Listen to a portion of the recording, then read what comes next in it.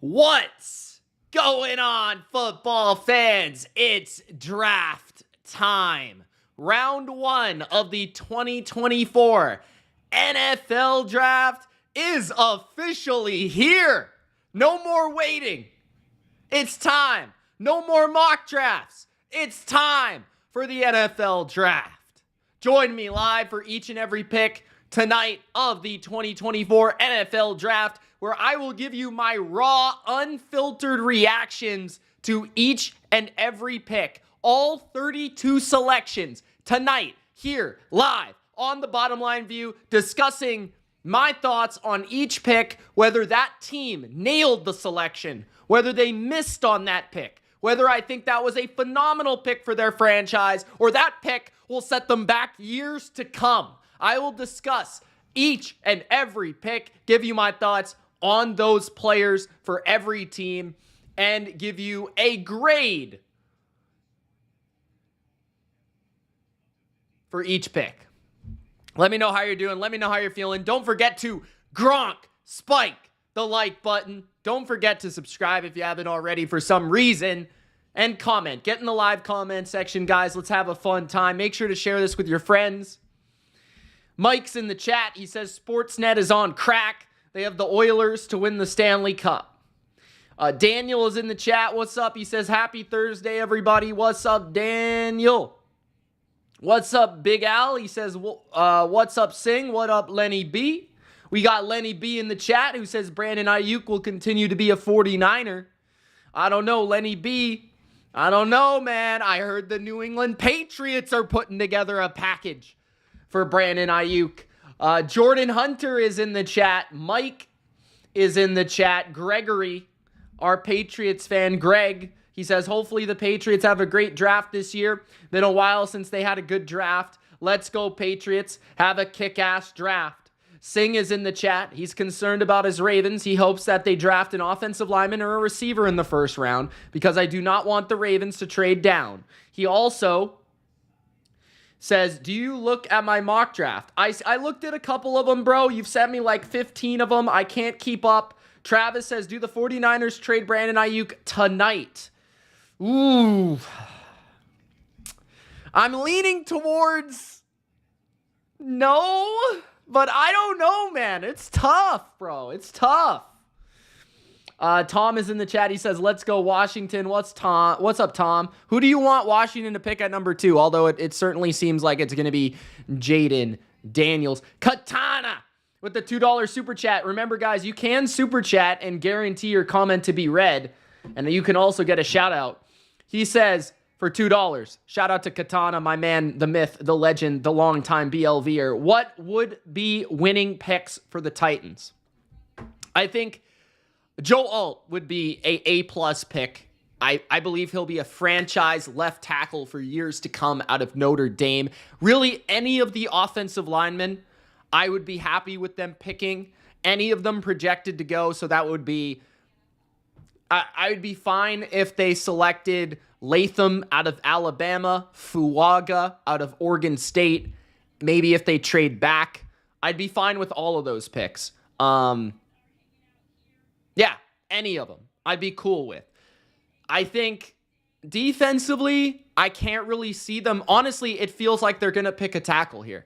But if they do go defense, I'd be slightly shocked just because there isn't like one marquee defender that stands out above the rest at 7. I think it would have to take a trade back in order for them to get some sort of defensive player. But I definitely think they end up with an offensive lineman. Have you heard that the Pats may trade for Brandon Ayuk? I have seen that on the Twitter or the X. I have seen that. Can you guys hear the TV or what? I've got it on a little bit here just so I can hear the picks, but hope my Patriots do well. Thank you, man. Jaden Daniels will not be going number 1. So, Tom. Have you heard Pats may trade for Brandon Ayuk? Yes, I have. I've heard that they might be putting together something with pick 34 for Brandon Ayuk, so stay tuned on that one. Singh says, I hope the Chiefs do not get Worthy. I hope so, too. I don't want to see... I like Xavier Worthy, so I don't want him in the kingdom. Football 12, what's going on, bro? Nice picture. Mike says, I am planning to flee Canada. Mike, where are you going, bro? Where are you going, Mike? Huh? You're fleeing Canada. What's that about? Katana says, already Gronk spiked the like button. Can't wait for the draft. Katana, shout out to Katana, the first super chat of the night. Shout out. Let's go. Tennessee, tighten up. Big offseason for the Titans. They've had some big moves. Mike says, Europe or the States? Ooh, he's making moves, Mike. Mike's making moves. You love to see it. Gronk spiked the like button, guys. Let me know who you want your team to pick with their first round selection. I'd love to hear from you guys on who you think your team should select. And as we go, I will give you the guess of the pick that I think they're going to go with for every pick. I'm also going to give you what I would do with that pick at the moment. So I'm going to wait for each pick. And let's say we get to pick number 3 and Drake May is there. I'm going to say, pick Drake May, you jabronis. Okay? And then I'm gonna guess what they're gonna do at number 3, etc. All right. So for each pick, guess and what I would do. Pats Forever says May or Marvin Harrison Jr. Katana, he just became a member. Shout out to Katana. Jordan Hunter, a member himself, is in the chat. He says we need Drake May. Russell says, hey Mitch, Pats get Drake. I hope so, brother. I hope so. I like the emoji. Although this would work better if it was for a Texas player. But anyways, Mike is talking about the job market in my chat about football. Bro, we're talking about football player jobs in this chat. Big Al. He says, welcome to the fam, Katana. Big Al, who do you want the Eagles to take? Do you have a specific position that you want the Eagles to select? Greg says, would love it if the Patriots somehow get Roma Dunze and Michael Penix. Wow, he's a big Washington guy, hey? Big Washington guy. So you want them to trade back, or what do you want them to do, Greg? Katana says, will we be seeing this tonight? BLV Angry Mitch. I don't think so. I don't think so. Jordan Hunter says, AO Big Al. Pixel says, what up, Mitch? What up, Pixel? Who do you want your team to select in the NFL draft? He says, happy draft day, chat. Pixel, you're a Texans fan, right? So you don't even have a pick tonight. I'm right. You're a Texans fan. I think you're a Texan. Maybe I'm wrong. Bodo says, yo, Big Al. Bodo's got a new picture. Shout out to Bodo. Deshaun's in the chat. What's up, Deshaun? Thanks, guys. We got a lot of long-time viewers in the chat. That's awesome. DJ says, aloha from Hawaii, Mitch. What if Worthy goes number 4 to Arizona, and if the Patriots pick Marvin Harrison at number 3? I don't know why Worthy would go that high. I love him, but I don't think he'll go that high. And I don't see the Patriots taking Marvin Harrison Jr. Don't think that's going to happen. They're going with a quarterback. Nick Saban is on the broadcast for ABC. Which broadcast do I want to watch is the question. We've got the ABC broadcast.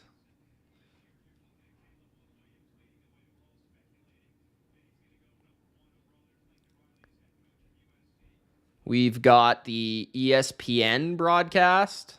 I think is the ESPN and ABC broadcast the same? Seems like it.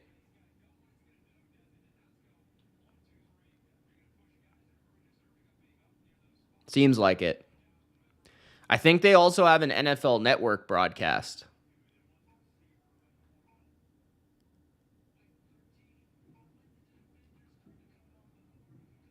Interesting. I guess we'll go with the ABC one. Not that I'm listening to it, but... Katana says, Mitch, do you still keep up with WWE? The Bloodline story is getting really interesting. I watched WrestleMania and the build up to WrestleMania because The Rock was a part of it. So yes, I do keep up with it. I don't really watch it regularly, but I kind of like know what's going on. What's up, Harley? How you doing? Long time no see from Harley Quinn in the chat.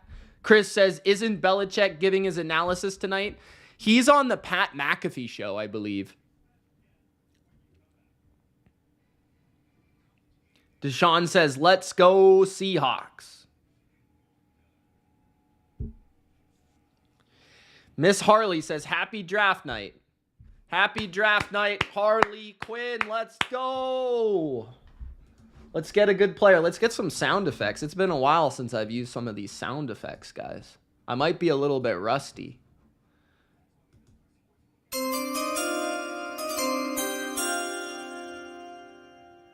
Ha!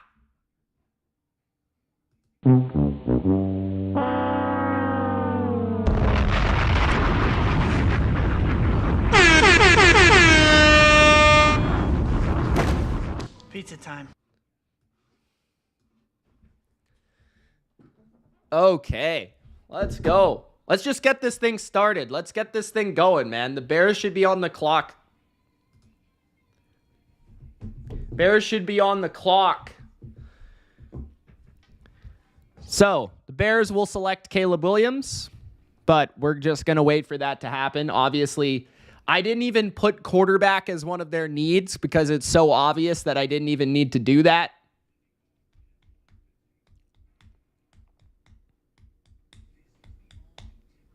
Gronk, spike the like button, guys. Let's get those likes up so more people can find this stream.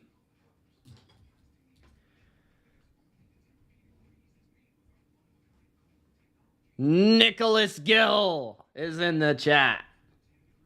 He says Bears.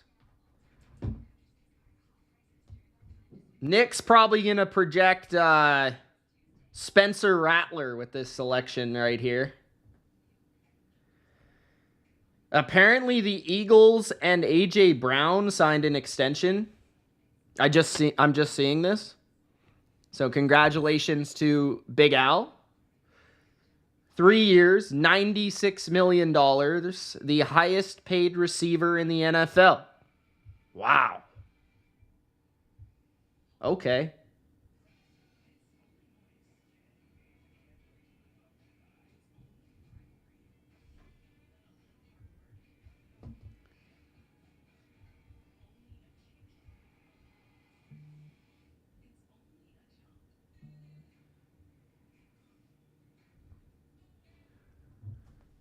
Okay, so my projection for the top 5, I have, with the first pick, Caleb Williams. With the second pick, the Commanders selecting quarterback Jaden Daniels out of LSU.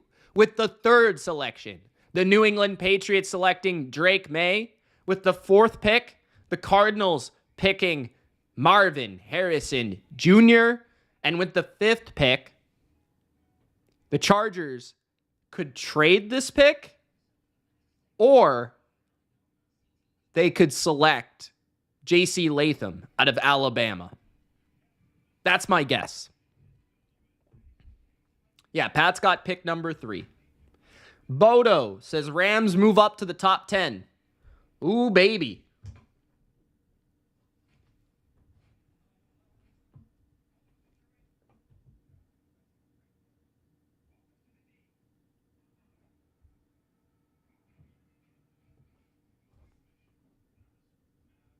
Still waiting on this draft to start.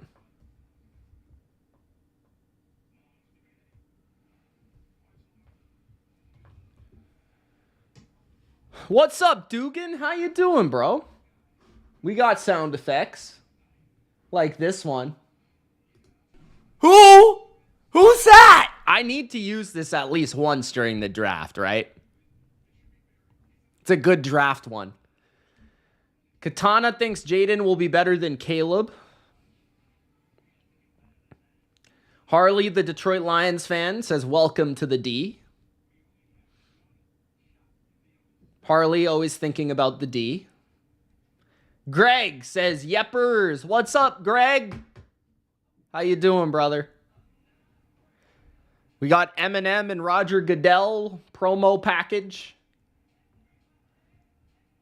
Hopefully you guys can't hear Not Afraid right now, or else I'm going to get flagged on YouTube. Dylan says, if the Pats don't take May, I may never love again. Dylan, I will scream, yell, and probably run out of my house. You won't see me for the rest of the show.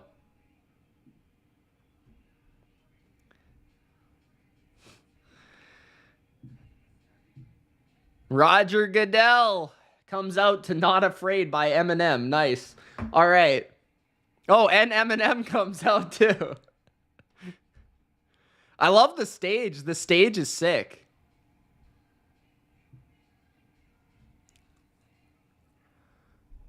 The stage is nice. Looks like it's like right downtown in the middle of the city.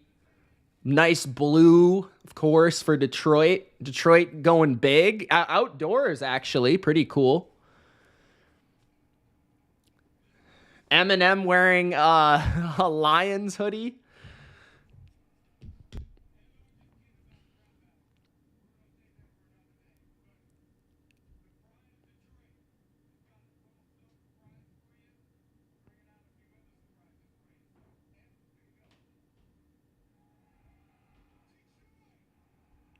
Well, M's introducing the 2024 NFL Draft.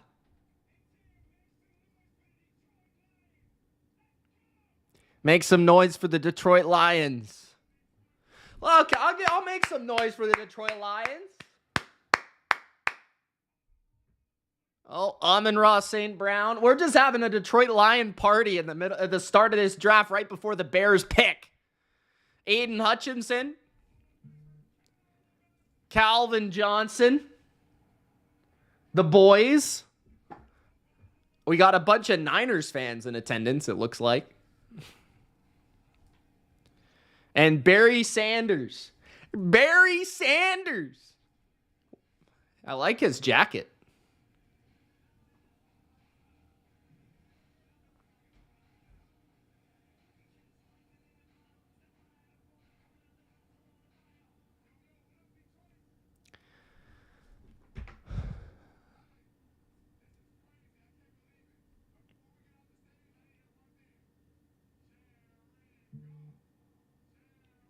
Amon-Ra is giving Jared Goff chants. This is so weird. Why are they doing Jared Goff chants, bro? Just before the... Oh, here's Jared Goff. That makes more sense. I'm like, why are they doing Jared Goff chants? Is it just because the Bears are about to pick a quarterback? Aiden Hutchinson thinks he's Travis Kelce yelling into the mic. I like his suit, though. And now Barry Sanders, I think, is officially going to ring it in.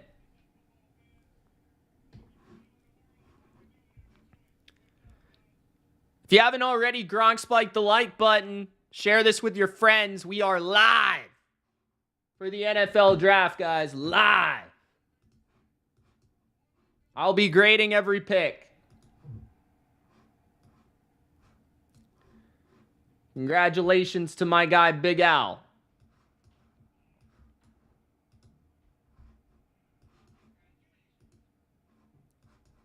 Shout out to Big Al.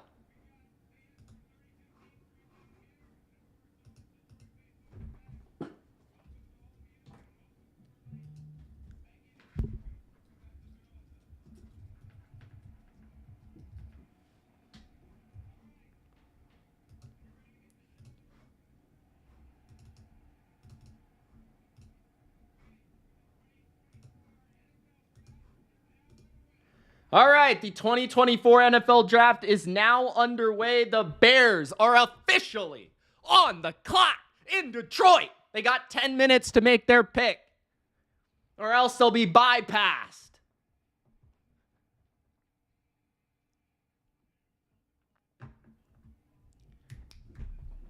Here we go.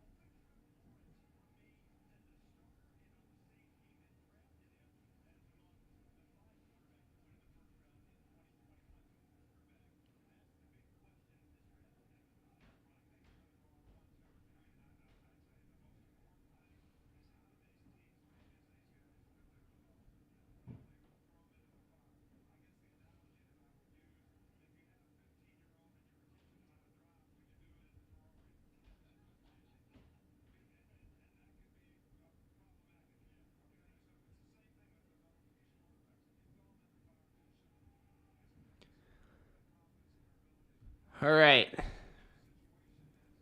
I actually didn't bet this year at all, Bodo. I didn't bet at all. Citrus says, my Saints, it's simply just to draft an offensive tackle and call it a day unless Bowers miraculously falls to us.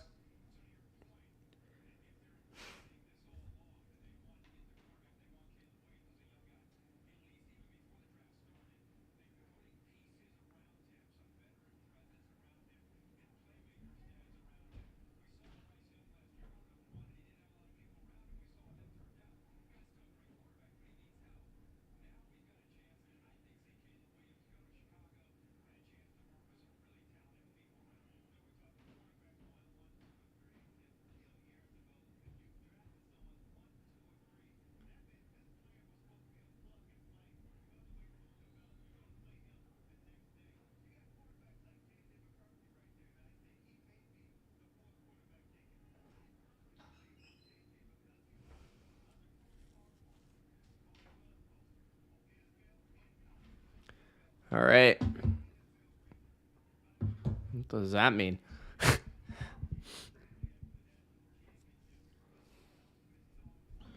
My phone's probably going to be vibrating a lot, so I need to make sure it's away from the mic. Do you think the players who get picked by New England are going to be upset? No. Tori, thank you for the $5. Happy draft day, you filthy animals. Thank you, Tori, for the super chat. Shout out to Tori, a man, a myth, a legend of the BLV. Yes, I actually didn't bet. Ross says, if the Panthers hadn't have traded with the Bears, who would be going number 1? They would have traded the pick. They would have traded the pick.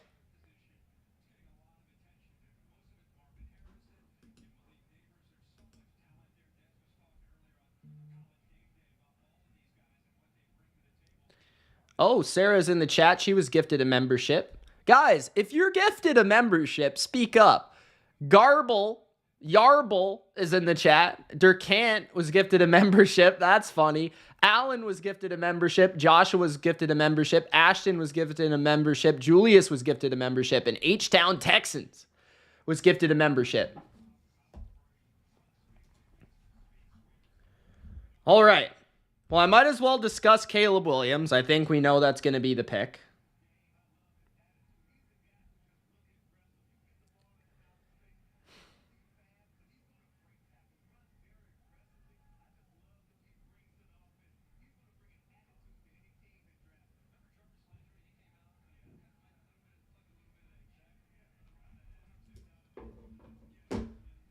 Mr. All Days Off was gifted a membership. Okay. Let's talk about it. So let's get the draft sound. Let's get the draft sound.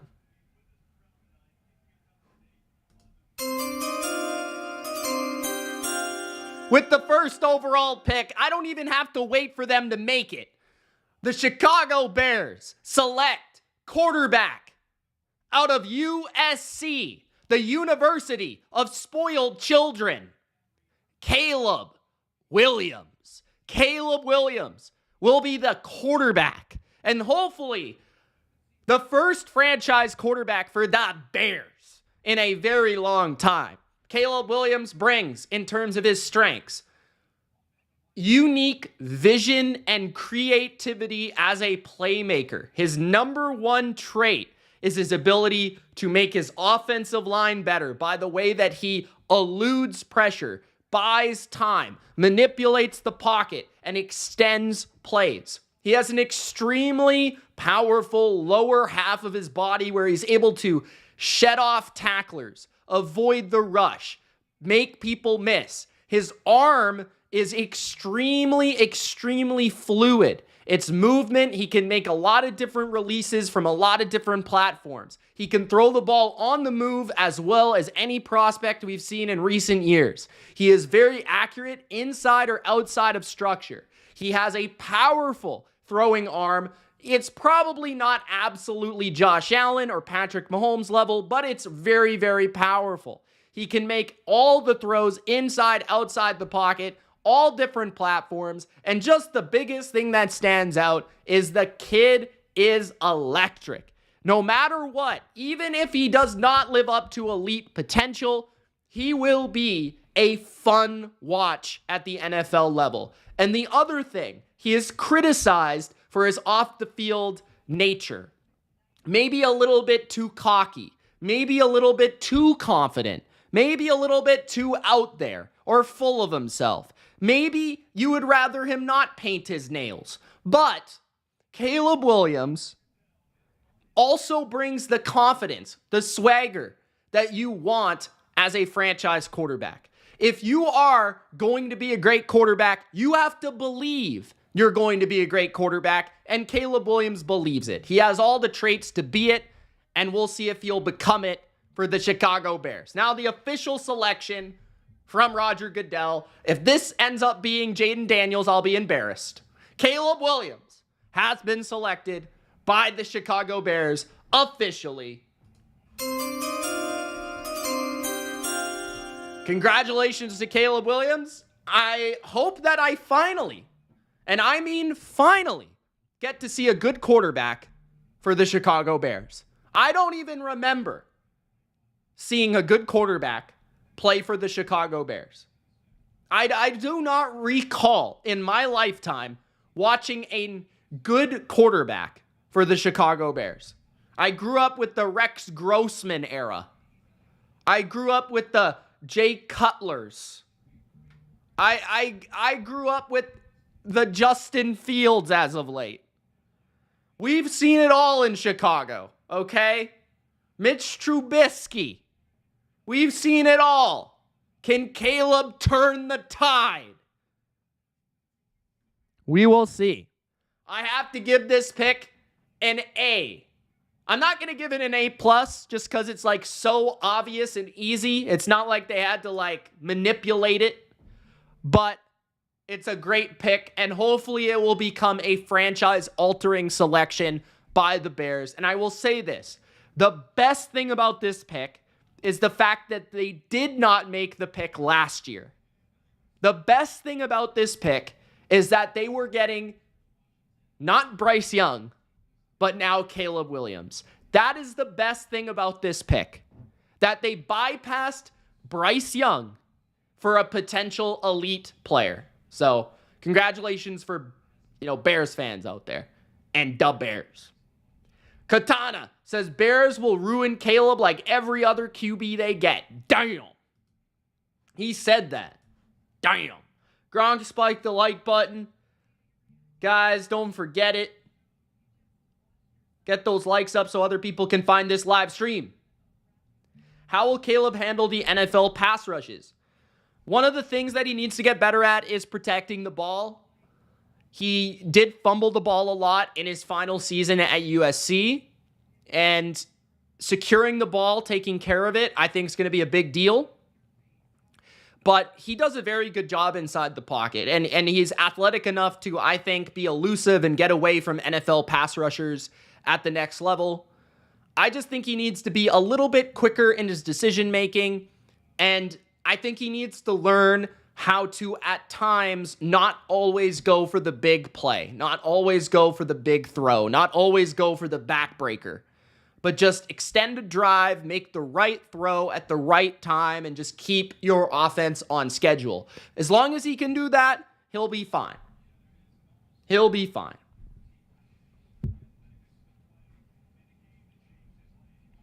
Hector agrees that they'll ruin Caleb Williams.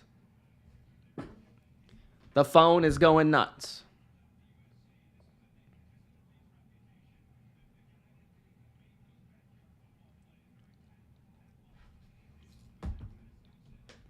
All right. Well, we have the Commanders on the clock, so let's switch over to that graphic.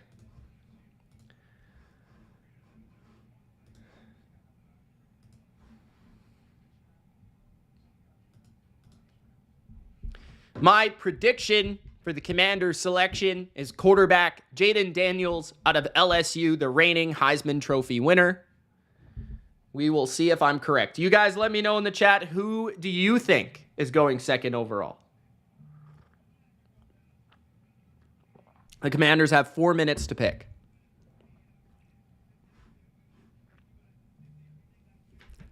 One thing I do not miss about the draft is how long it takes in between the picks.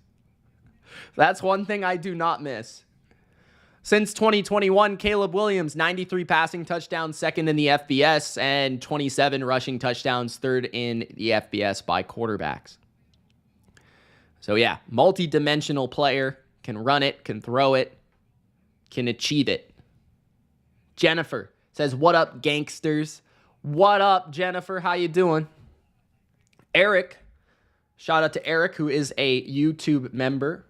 He says, Jaden Daniels going number 2. Katana says they need to quicken the draft. Kevin says Drake May of the Patriots. We're not there yet, bud. We're not there yet, Kevin. Slow your horses, bro.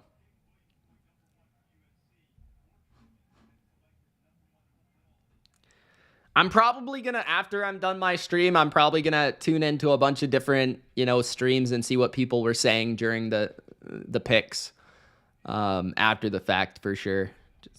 I'm always intrigued to hear what people say about certain things, especially the surprises. Greg says, supposedly Jaden Daniels has a weird elbow. Any truth to that? I think it's just the look of his elbow. If you look at his elbow, it's like really pointy. There's a picture of it. It's like really pointy here.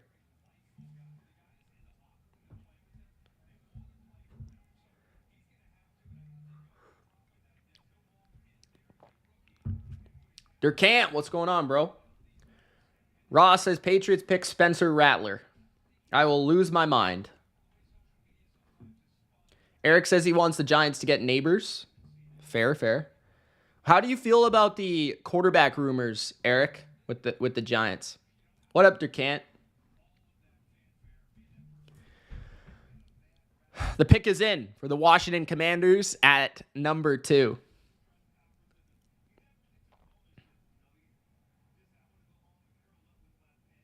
Again, I predict Jaden Daniels. What I would do with this pick is pick Drake May. What I would do is pick Drake May. They will pick Jaden Daniels. The pick is in. Let's see if it is, in fact, Jaden Daniels. I'm going to wait for this one.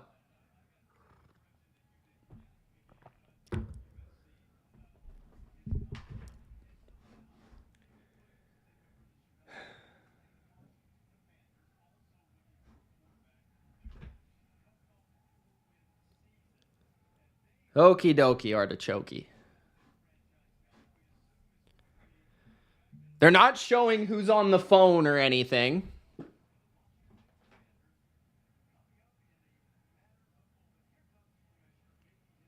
All right. Here comes Roger, the Dodger, with the 2nd overall pick in the 2024 NFL Draft. The Washington Commies select Jaden Daniels, quarterback out of LSU. The Heisman Trophy winner is the hopeful franchise quarterback for the Commanders fans. Man, I just want to say this about the Washington Commanders. I hope he hits. I hope he hits for the sake of you fans, because it's been a long time. We talk about the Bears not having a franchise quarterback. The Commanders have won multiple Super Bowls. They used to be called a different name. And they never had a franchise quarterback. They never won one with, multiple times with the same guy. Even when they were at their best, they never had really a truly Hall of Fame type of quarterback, or a great quarterback, or an elite quarterback. Can Jaden Daniels become the new modern face of Commander football? Can he be that? We will see. Now, what I like about Daniels, I like his personality, first and foremost. He seems like a competitor. He seems like a good kid. He seems like he's going to work hard. I love the fact that he transferred. He played at LSU, he played at ASU, then he went to LSU. He actually played with Brandon Ayuk at ASU. He went to LSU. He worked on his game. You can see the trajectory of his game improve over the course of his college career. You see him improve his mechanics. You see him improve his vision downfield, seeing progressions, working an offense. He found the perfect fit at LSU with multi first-round receivers that I project to go tonight with Malik Neighbors and Brian Thomas Jr. And Daniels became the franchise, the Heisman Trophy winner. And I think the Commanders are picking him because they view him as pro-ready. They view him as refined, good feet, good mechanics.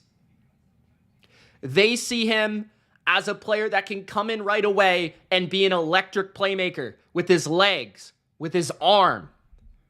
They view him as a guy that can make explosives down the field, vertical throws, scrambles. Where I worry about him, I worry about his chaotic Looney Tune-like nature to run into defenders and get hit.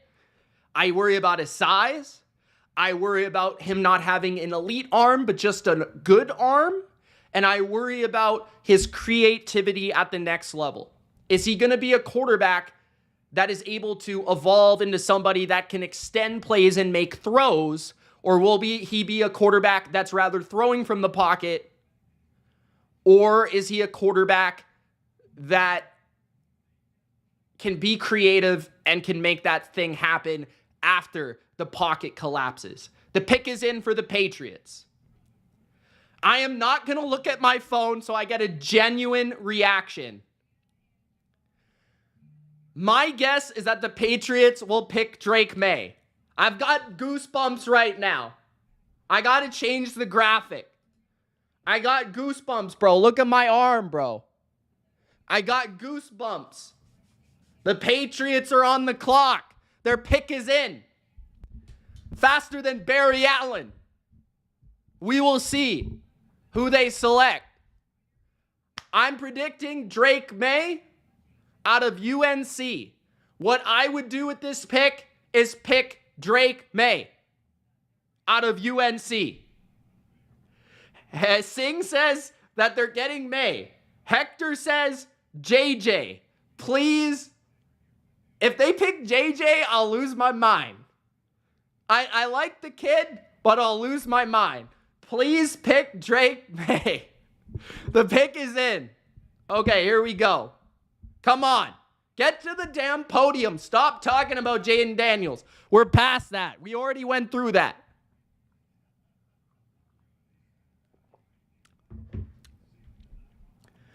Whew. I'm nervous. Why am I so nervous? Why am I so nervous? Colleen says if they pick JJ, you got to change your team. Hector says, I want them to pick JJ just to see you lose your mind. So obviously, we'll see what the pick is here. The pick has been in. The broadcast. Come on, bro. Let's go. Let's go. I'm getting drafted. I'm going to get drafted. If JJ's the pick, I'm getting drafted to a new team. Okay, pick is in.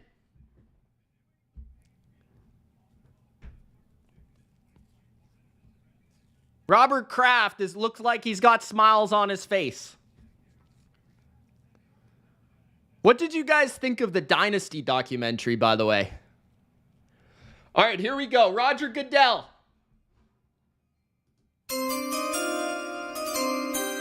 With the 3rd overall pick in the 2024 NFL Draft, my and your New England Patriots select Drake May out of North Carolina. Let's fucking go! Let's go! Hey! Alright. Good cash, homie. Yeah! Pizza time.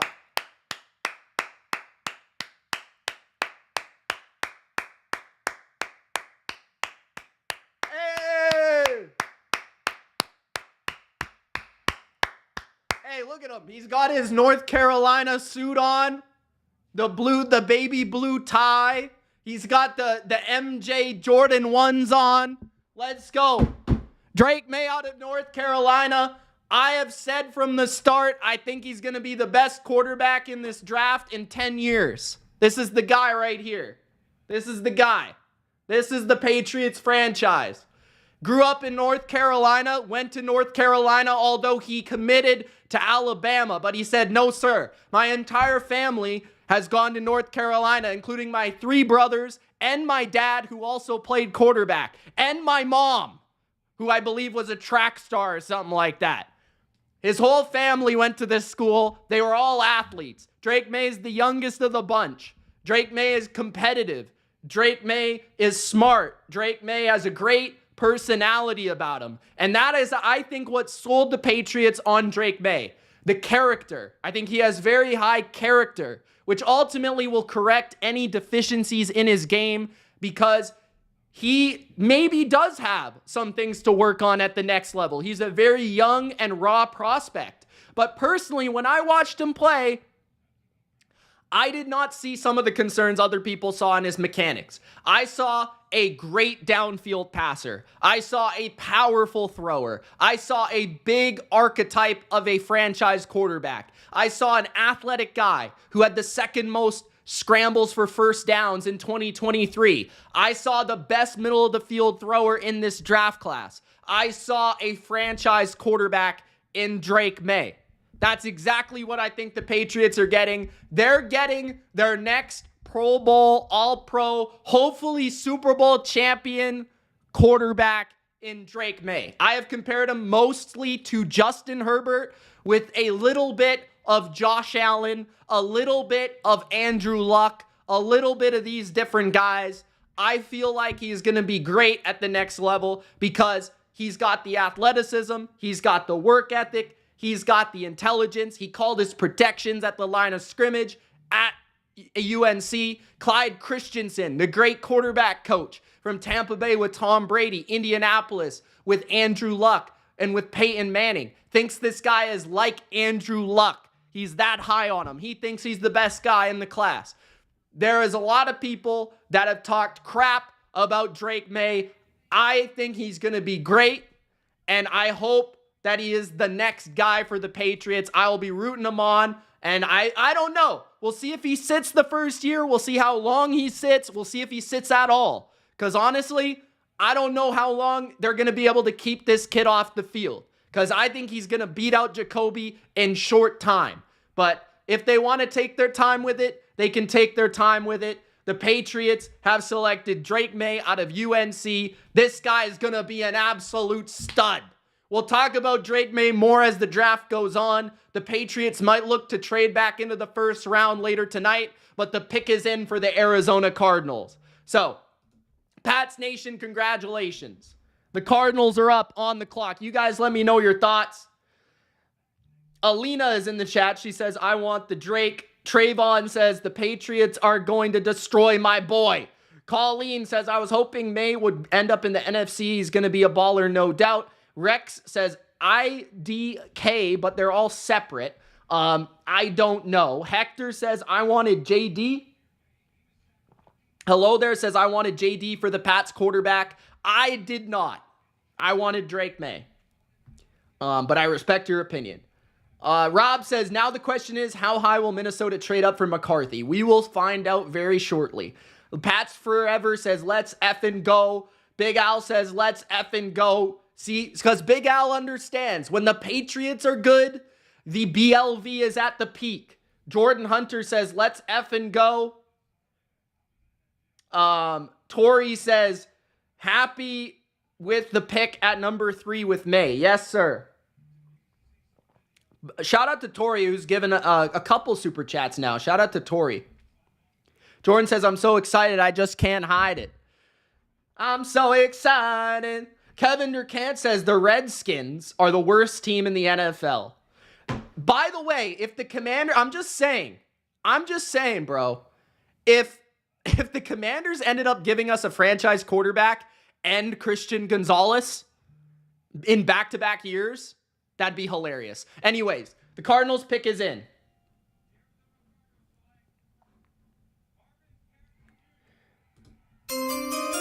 With the 4th overall pick in the 2024 NFL Draft, the Arizona Cardinals select Marvin Harrison Jr., wide receiver out of Ohio State, or the Ohio State University.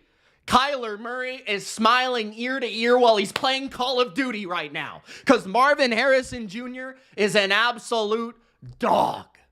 He's going to come to the Cardinals, and I heard it from Durkant. He said this guy's going to be a 1,500-yard receiver one day. He's going to be 1,000 yards from day one. And I can't really disagree, because Marvin Harrison Jr. looks like his dad if he grew a couple inches. He is a great route runner, smooth, effortless. He's got good speed. I'd say he doesn't have truly elite speed, but good speed. I would say that he is a phenomenal 50-50 catch guy, great body control, made some of the most spectacular catches I've ever seen on a college tape. He played with a terrible quarterback in 2024. He played with a great quarterback in 2022, 2023 with CJ Stroud, and he had a huge downgrade, and he was still super successful, and everybody knew in each and every game that he was going to get the ball in each and every game, and it didn't matter. He still got the ball because he's that good. That's how you know you're really good. You just stand on the outside of the formation. You stand on the outside. You're the X receiver. You don't even, it's some Mike Evans level shit. And you just run the route, you get open, and you make the catch. That's what Marvin Harrison Jr. does. He doesn't need to get any motion. He doesn't need to line up in the slot. He doesn't need to do this or that. No fancy mumbo jumbo. Marvin Harrison Jr. is just going to route you up and get open. That's what he does, and he's got extremely good hands. I would say his weaknesses would be he's not like super duper track speed fast, and I would say he's not phenomenal after the catch. He's a lot like his dad. In terms of ability to win downfield with routes and with release, ability to make all the catches, run all the routes at every level of the field, and he's just super, super smooth and super highly intelligent. Very high IQ. The Los Angeles Chargers are on the clock now with their selection. Congratulations to Kyler Murray, the Call of Duty player, for his new quarterback to wide receiver connection. This is going to be DeAndre Hopkins 2.0. All right. The Chargers. Durkant says, best player in the draft, future Hall of Famer. I'm watching his highlights right now.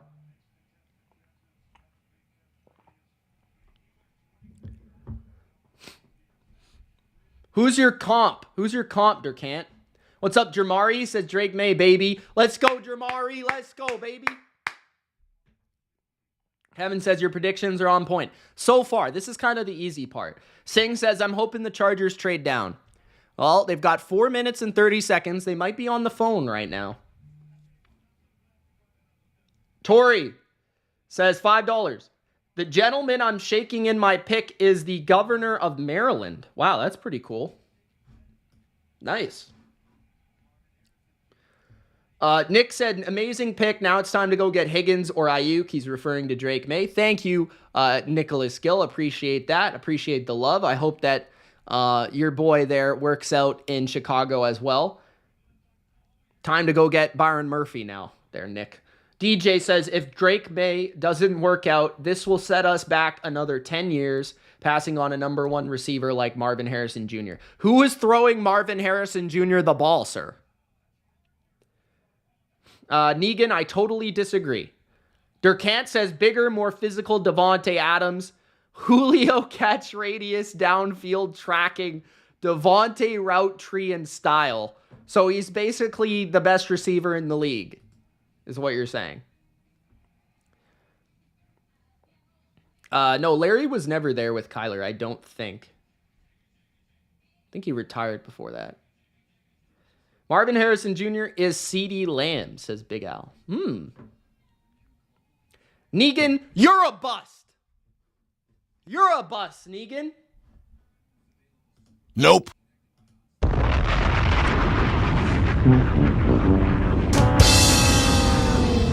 Chargers are on the clock.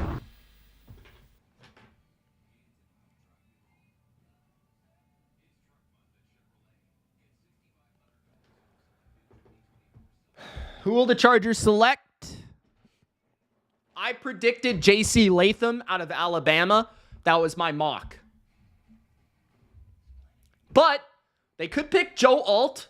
They could pick Malik Neighbors. I wouldn't be shocked by any of those picks.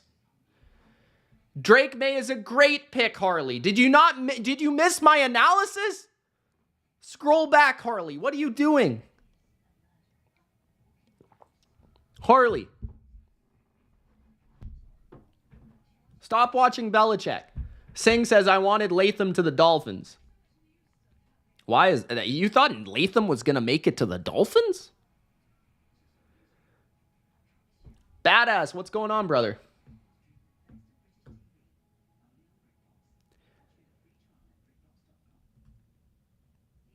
Oh, wow. Negan is helmet scouting, people. That really worked out with CJ Stroud. I bet you said that about CJ Stroud last year, huh?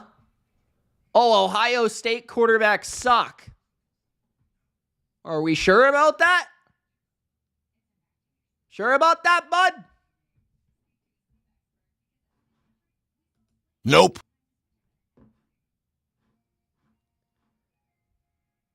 Oh, I bet he was being grumpy because he lost that job.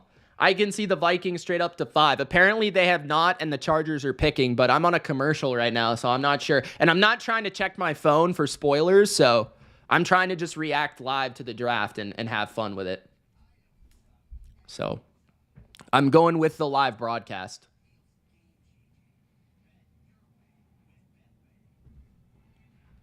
Thank you, Mr. President.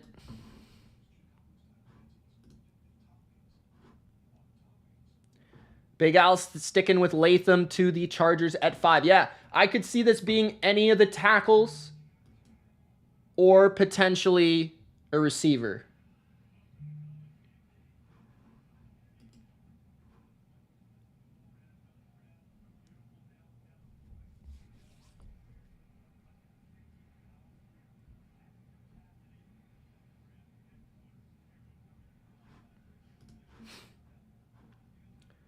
Durkant says his mock is ruined. Why is that? What happened? I don't know who you had at 5, so I'm not sure.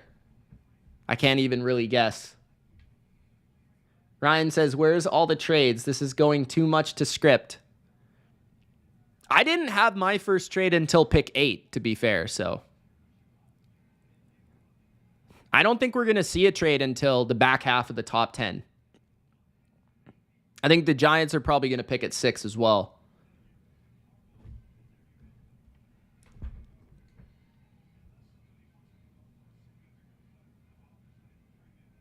May plays the most like Stroud out of any of the quarterbacks in this class.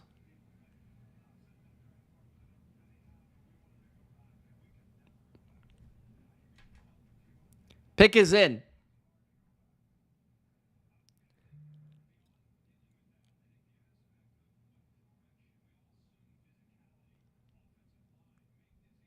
Badass, I would say the Patriots will probably struggle this year, but I think after that, they're going to be in a good spot. They just drafted a franchise quarterback, so be happy about it. Pick is in for the Chargers.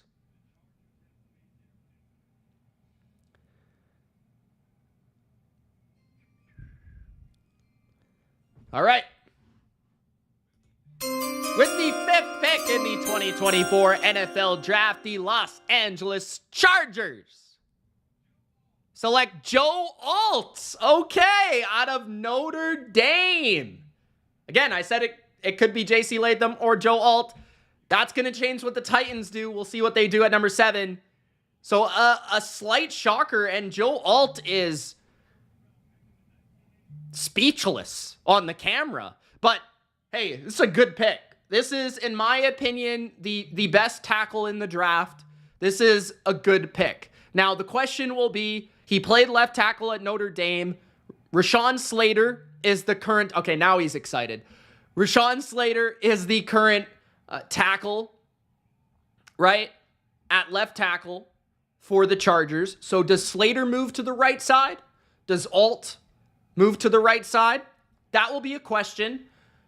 And for those of you saying, oh, they have got 0 receivers like Ryan Shaw right now, they'll eventually find a receiver. This is going to be a little bit of a rebuild in LA. And I think they're hoping that you start at the line of scrimmage and you build your team at the line of scrimmage. And that's always been Harbaugh's way, dating back to what he did at San Francisco. You look at what he was able to do at Michigan. You look at the prospects that he was able to get there. And you look at the way he built his team and the way he wants his team to go.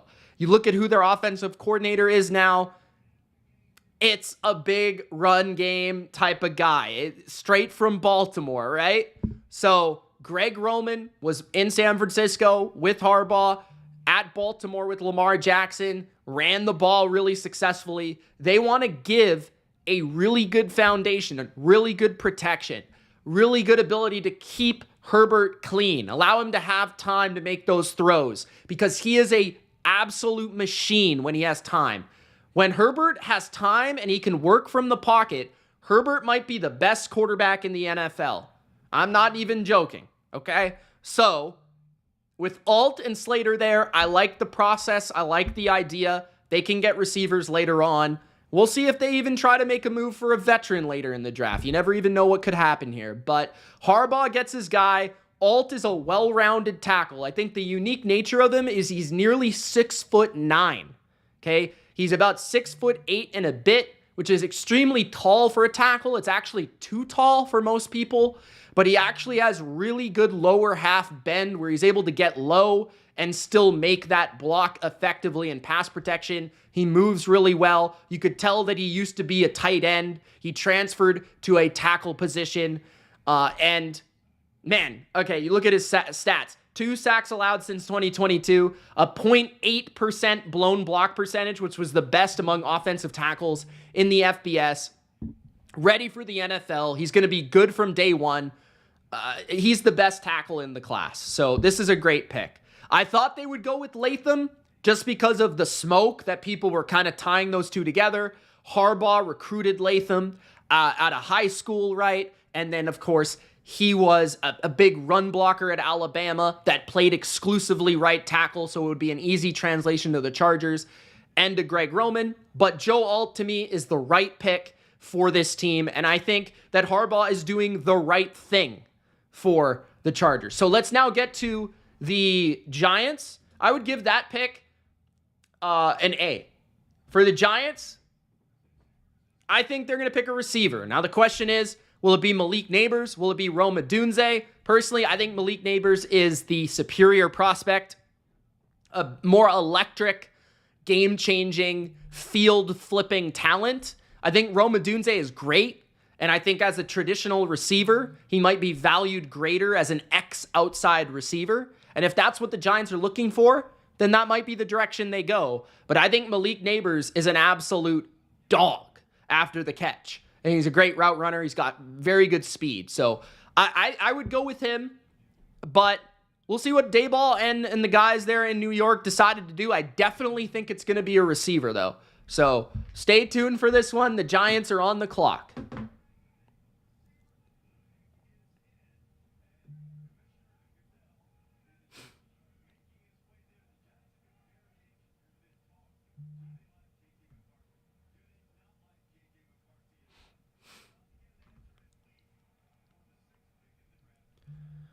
This could also be J.J. McCarthy, but I think it's going to be a receiver. With the 6th pick in the 2024 NFL Draft, the New York Giants select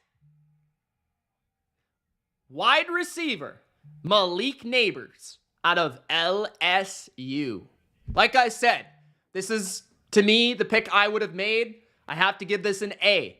Malik Neighbors, for many people, was just as good as Marvin Harrison Jr., which is where I connected the dots here. The Giants have needed a receiver for a very long time. In my opinion, since they last had an electric receiver out of LSU named Odell Beckham Jr. You might have heard of him, right? The one-hand catch.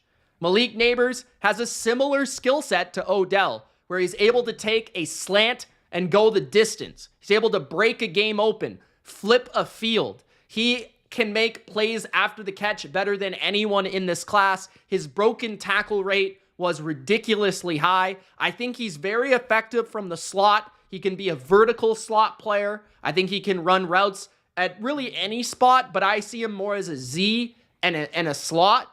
I don't think he's a true outside X receiver because of his size, but I do think he can play there because of his speed and his release. He's got very quick feet at the line of scrimmage, and it's just very hard to press him because if you miss, he's going to fly by you. He's got excellent speed, and his separation skills to run routes, double moves, is very, very high. So I think this is a great pick. They're going to give Daniel Jones one more year to be successful. I think Malik Neighbors is definitely going to help him. And I'm excited for the Giants and Giants fan base because they finally get a go-to receiver. It's been a long time since they had one, and it's been a frustrating watch. I felt like the Giants did good work in free agency to help out their offensive line with Jermaine Illuminor, a couple other signings. I think they raised the base level of their offensive line to not be an absolute disaster. They're going to figure out what they can do with Evan Neal, maybe move him inside to the right guard or guard position. But I think Neighbors brings a dimension to their receiving core that they didn't have. So Neighbors comp for Big Al is Justin Jefferson. I see some Jamar Chase. I see some Odell. I see some DJ Moore when I watch Malik Neighbors. Had 120.7 receiving yards per game in 2023, which was the most in college football. He had 14 receiving touchdowns as well and was the go-to target for the Heisman Trophy winner. The Giants have landed an electric receiver at number 6. With pick number 7, the Tennessee Titans are on the clock. We'll see if they end up trading back, if they stick and pick. Joe Alt is gone. So where will the Titans end up going with pick number 7?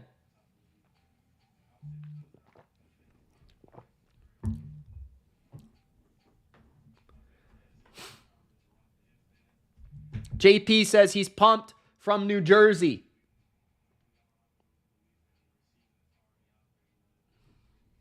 Katana says, I'm nervous about the Titans pick. I have to guess this one. I'm going to go with... Man, I could see Fashanu here. Fashanu. I don't know how to say his name properly. I could see Latham here. Or I could see a trade out. Maybe the Vikings trade up here.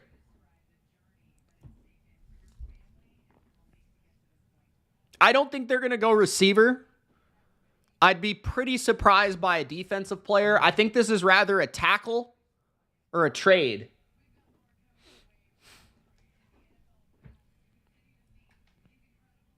$350 remaining on the clock for the Titans, though, so...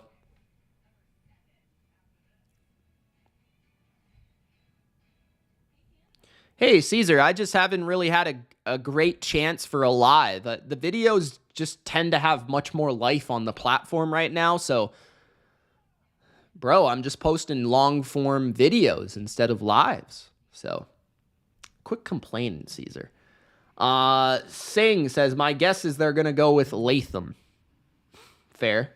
I kind of hope they do for the sake of my mock.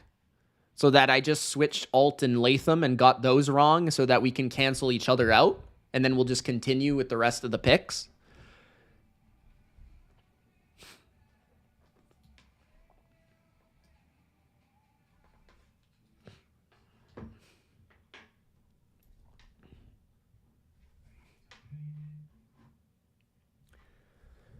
Michael says Malik was his favorite player. Too bad Mahomes has no chance to get him. He is with the Chargers. Or not the Chargers, the Giants. It would have been funnier if it was the Chargers, though, coming from a Chiefs fan. Michael says, let's go Chiefs, get Brian Thomas. Ooh. Will that happen? Probably not, but we'll see. Bodo says the pick is in. Okay. So, yep. Just going to wait to see who the pick is. If I had to guess, I'd go with Latham, but I don't know. I think it's going to be a tackle.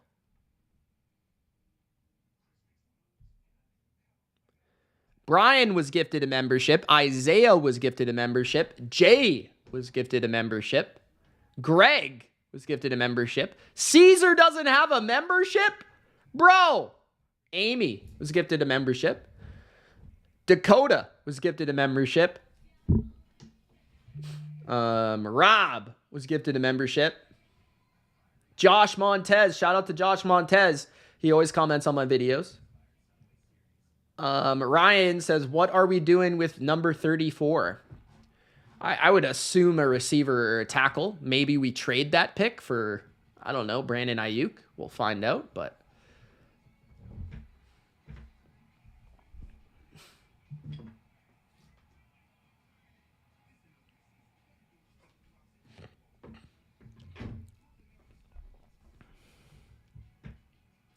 All right. Still on commercial. Gronk, spike the like button, guys, if you haven't already. Share this with your friends. Live analysis, live grades, crazy reactions from a excited Patriots fan who actually got the player he wanted.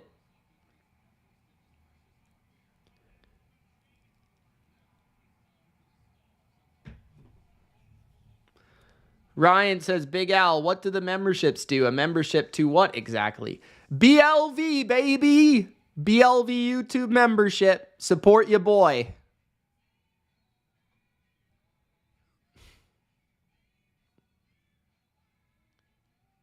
I've heard about that, Josh. I hope that's true.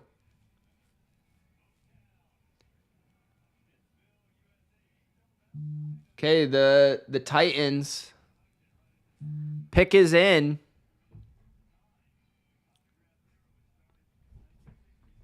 I'm going to put my phone in here so that you guys can't hear it anymore. What grade do you give the Patriots? A+. One more like for 50. Titans pick is in. Let's go, Titans. Tighten up. Titans have done everything in the offseason. They traded for L'Jarius Sneed at corner. They got a premier receiver in Calvin Ridley, and now they're looking to land potentially a premier tackle. James Dean, what's going on, man? He says, hello, old friend. What's going on, James Dean? Pick is in for the Tennessee Titans. Caesar, who are the Cowboys taking tonight? All right, here comes Roger. Roger the Dodger. With the 7th overall pick in the 2024 NFL Draft, the Tennessee Titans select J.C. Latham, tackle, Alabama. The big man. Titans fans, if you're a fan of big people, you'll like J.C. Latham. He's big. He's got long arms. He's powerful. He is an absolute truck of a human. And he is going to run you over. He could play right tackle. He could play left tackle. He is going to be the premier tackle for the Tennessee Titans. Now, the only worry with this pick, as Nick Saban is talking about right now, is, yeah, Nick, sir, you haven't done a great job having your tackles translate to the next level. But that's not the reason you shouldn't take this guy, because he might be the best of the bunch. When he gets his hands on you and extends out, it's just really hard to get around him. It's hard to get around a huge human that's that strong and has that great of an anchor. He's a dominant run blocker. He's a beast of a pass blocker. And the Titans have solidified their biggest need with the 7th overall pick at the tackle position as he lifts up Roger Goodell and gives him a big bear hug. J.C. Latham out of Alabama. The Crimson Tide have another one go in the top 10. Latham to the Titans. I'd give this an A-. Solid pick. Solid pick.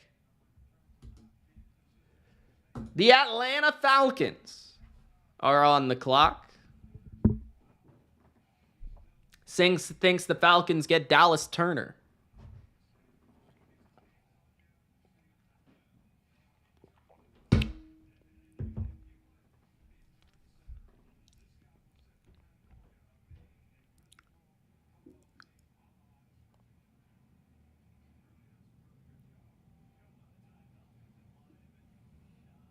27 starts with Alabama, all at right tackle. That included protecting Bryce Young, the first overall pick in 2023.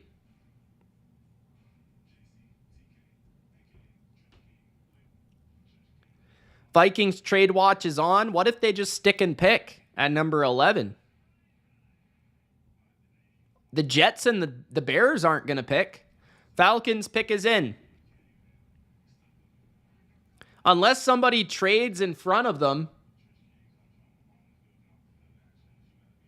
Why are you laughing, Durkant?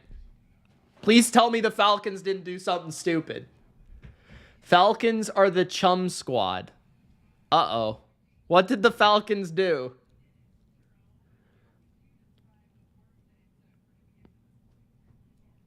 Uh-oh. Falcons pick is in. My prediction for the Falcons is selecting edge out of Alabama, Dallas Turner. What I would do with this pick if I were the Falcons is I would pick probably Quinyon Mitchell or Latu.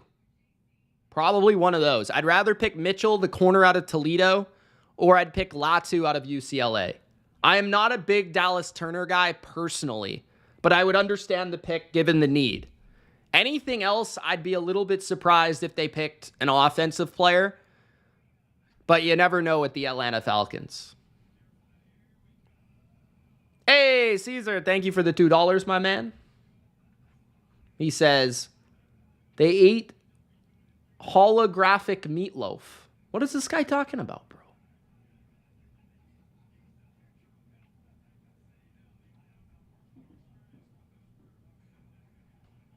You can give Super Chat likes. That's cool.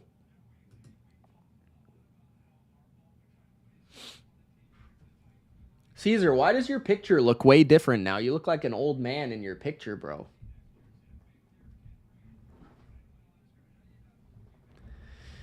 Mike says Falcons Goofy Award. Uh-oh. What'd they do now?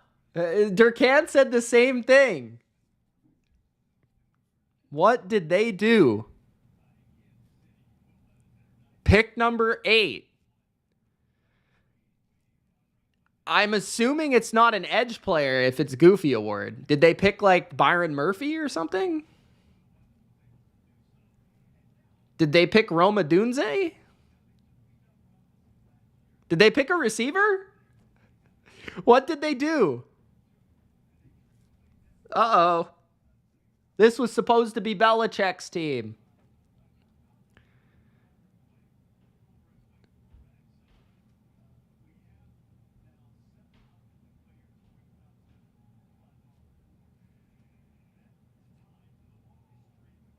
Are you wondering who got picked 5th and 6th? Joel Alt went 5th and Malik Neighbors went 6th. All right, the Falcons pick is in. My prediction is going to be Dallas Turner, edge out of Alabama. But the way that my chat's reacting, I don't know if that's the pick. All right, here we go. With the 8th pick in the 2024 NFL Draft, the Atlanta Falcons select Michael Penix Jr. out of Washington. What? What?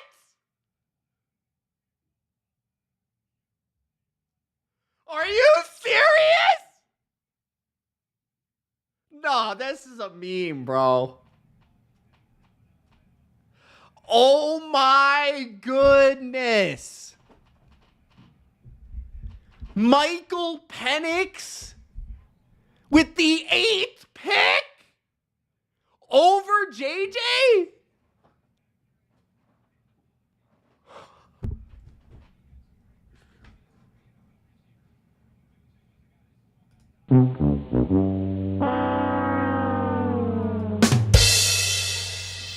Bruh.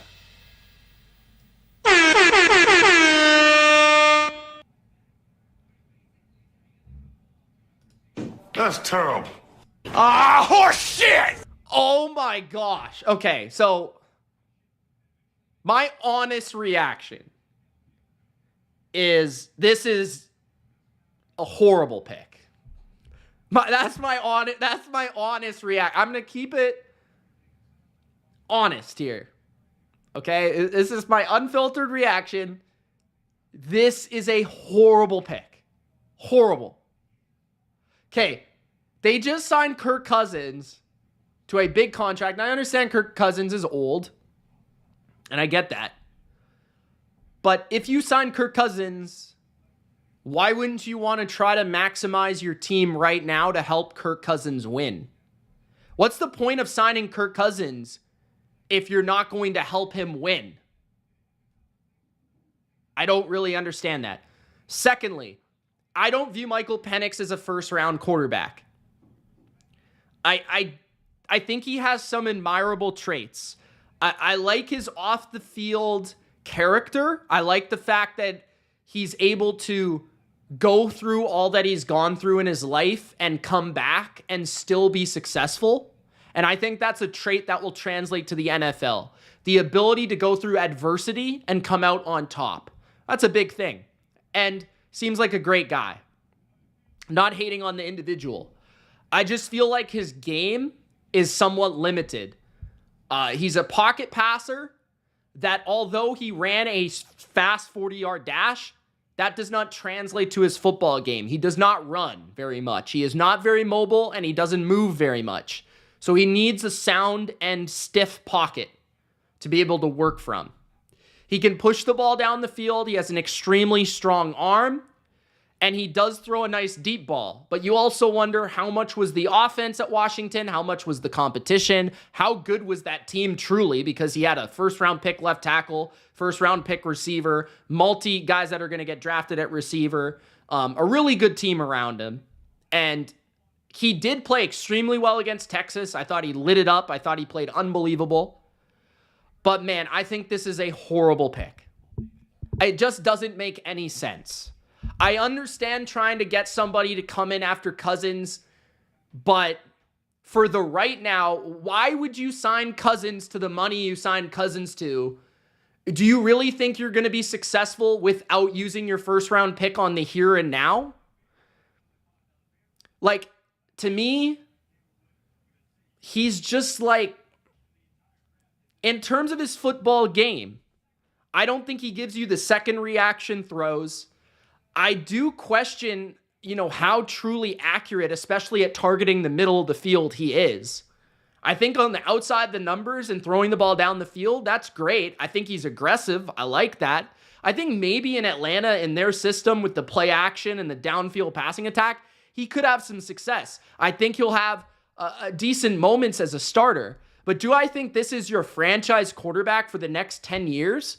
No, I do not. I think this is more of like a borderline starter, maybe an average starter, but not somebody you spend the 8th pick on when you just signed Kirk Cousins. I just don't get this at all. The Chicago Bears are up. I might get back to this. The Chicago Bears. Oh my goodness. With the 9th overall pick in the 2024 NFL Draft, the Chicago Bears select wide receiver Rome Odunze out of Washington. Now Chicago. I was so excited I was going to say Chicago twice. Rome Odunze will be partnering up with Caleb Williams. Now, I felt and thought they should go defensive line here. I would have gone with Byron Murphy with this pick. Not going to lie. But I cannot say this is a bad pick. This is not personally what I would have done. I personally would have gone defense to help Matt Eberflus's defensive line. But Rome is a great player. And I think potentially has a high ceiling in the NFL. And I think partnering him up with Caleb Williams at the NFL level is going to be something special. I actually believe that Rome said his first ever jersey that he owned was Brian Urlacher. So there's something about that Chicago connection. I think Odunze will be a very good X receiver perimeter target in the NFL. What I love about his game is the ability to make 50-50 contested catches. He had a 75% win percentage on such targets, which was the highest among the draft class. His ability to use body control, his size, his stature, his thickness, and his upper body, as you can see in his suit. He's a thick receiver. He looks a little bit like a Larry Fitzgerald or like a, one of those types of guys in the body type. DeAndre Hopkins, a big guy in the upper body. I think he's got not great speed. He's not going to run by you, but he's more of a savvy route runner to be able to, I think, just get enough of a body position. I think his body control is fantastic. I think Caleb Williams is going to be able to throw this guy back shoulders. I think he's going to be able to throw him deep in breakers. I think he's going to be able to throw him out breaking routes, comebacks successfully. He is a beast on red zone fades. He's a guy that can align outside, inside, all over. And now that he's working with DJ Moore and Keenan Allen in Chicago, I almost guarantee that he's going to be a great player because he's going to be able to learn from Keenan Allen, a player that a lot of people think he actually is fairly similar to. At 6'2", 212, he's got that big stature, great hands. I think he has maybe the best hands in the entire class, and that includes Marvin Harrison Jr. He has extremely high character. If you hear him speak, he's well-spoken. He's just seems very hardworking and seems to love football, and people love him. I think this is a great culture pick and a great player on the field. Rome Odunze is a Chicago Bear. Caleb Williams will be very, very happy with that pick. That's a great pick for the Bears. I'd give this an A. Not an A+, because I felt like there were bigger needs, but I just don't think you can go wrong with this player. So I'm going to give them an A with this pick. Next up, the Vikings are on the board, and their pick is in. I assume this will be J.J. McCarthy.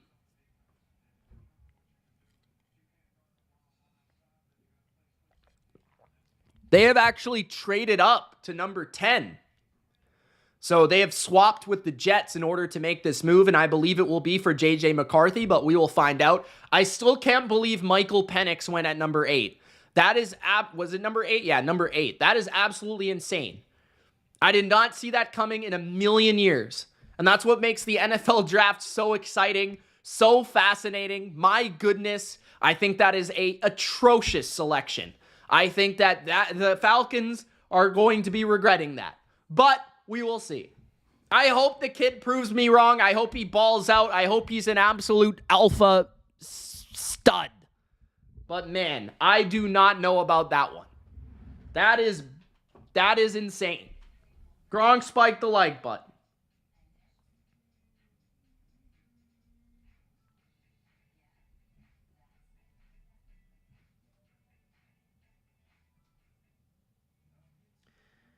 The Jets get number 11, a 4th round, and a 5th round pick.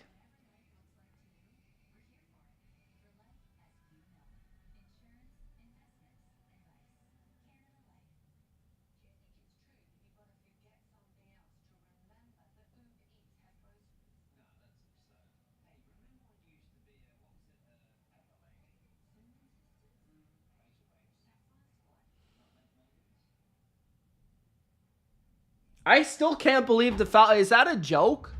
The Falcons picked a quarterback? Bro, my goodness. All right. My guess here for the Vikings at 10 overall after trading up, and I think that's a solid trade for them. They didn't have to give up anything substantial outside of a 4th and a 5th round pick. That's fine. This will be J.J. McCarthy. I'd be shocked if this was anything but J.J. McCarthy right here. Who's the Jets' backup quarterback? I believe it's Tyrod Taylor. They signed him this offseason.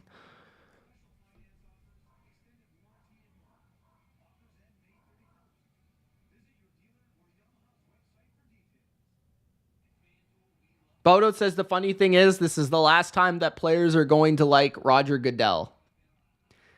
You're not wrong about that. The draft is usually peak when you like Roger Goodell because you get to hug him and say, thanks for letting me join your league, sir. And then after that, he fines you for something stupid. Pick number 10. The Vikings are on the clock. Chat's relatively quiet considering we have over 60 people in here and nobody's really chatting other than Bodo. Shout out to Caesar, who said, nah, he's from Rome, Italy. Ha ha ha ha. JK. Caesar's all about his Italia.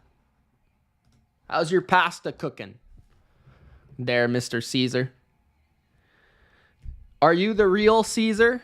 Is this the real Caesar's palace?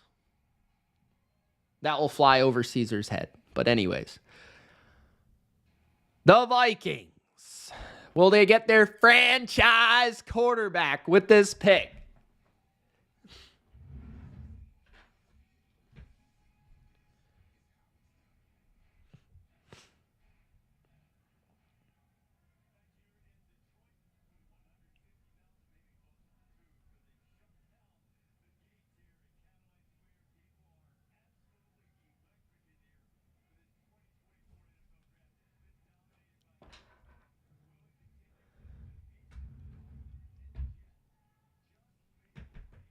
Oh, the Vikings also got a 6th-round pick back as well. Big Al for 20 bones. Says Penix, really? Atlanta? What the hell? I said the same thing, bro. Thank you so much for the 20, Big Al. Really appreciate it, man. Thank you. Yeah, I have no idea, dude. I have no idea. That's terrible. The price is wrong, bitch. Logan, man. Hey, I got a few things right. I think I got like 6 picks right so far. That's not horrible. The Vikings pick is in. But nobody saw. I don't think I saw a single mock with Michael Penix to the Falcons. I didn't see a single one. The Vikings pick. Okay, hurry this one up with these kids from, where are these kids from? The Ewing family? What is this? I have no idea what this is for.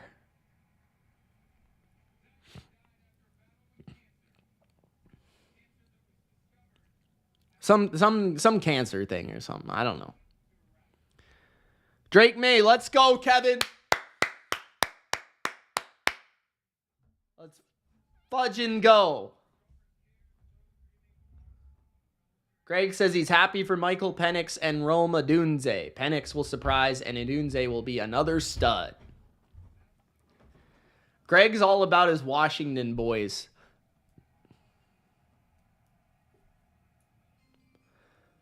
All right, Vikings, let's see who you picked.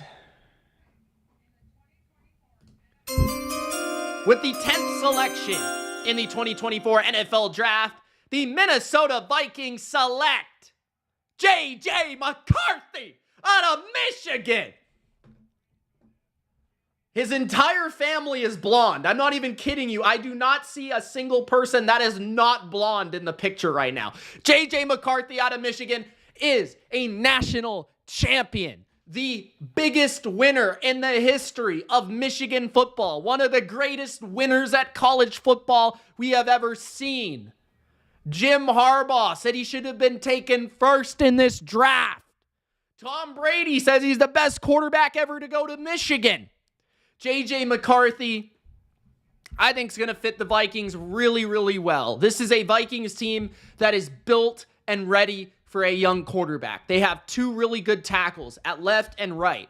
They've got a offensive-minded guy in Kevin O'Connell who's a brilliant play caller and sets his quarterback up for success.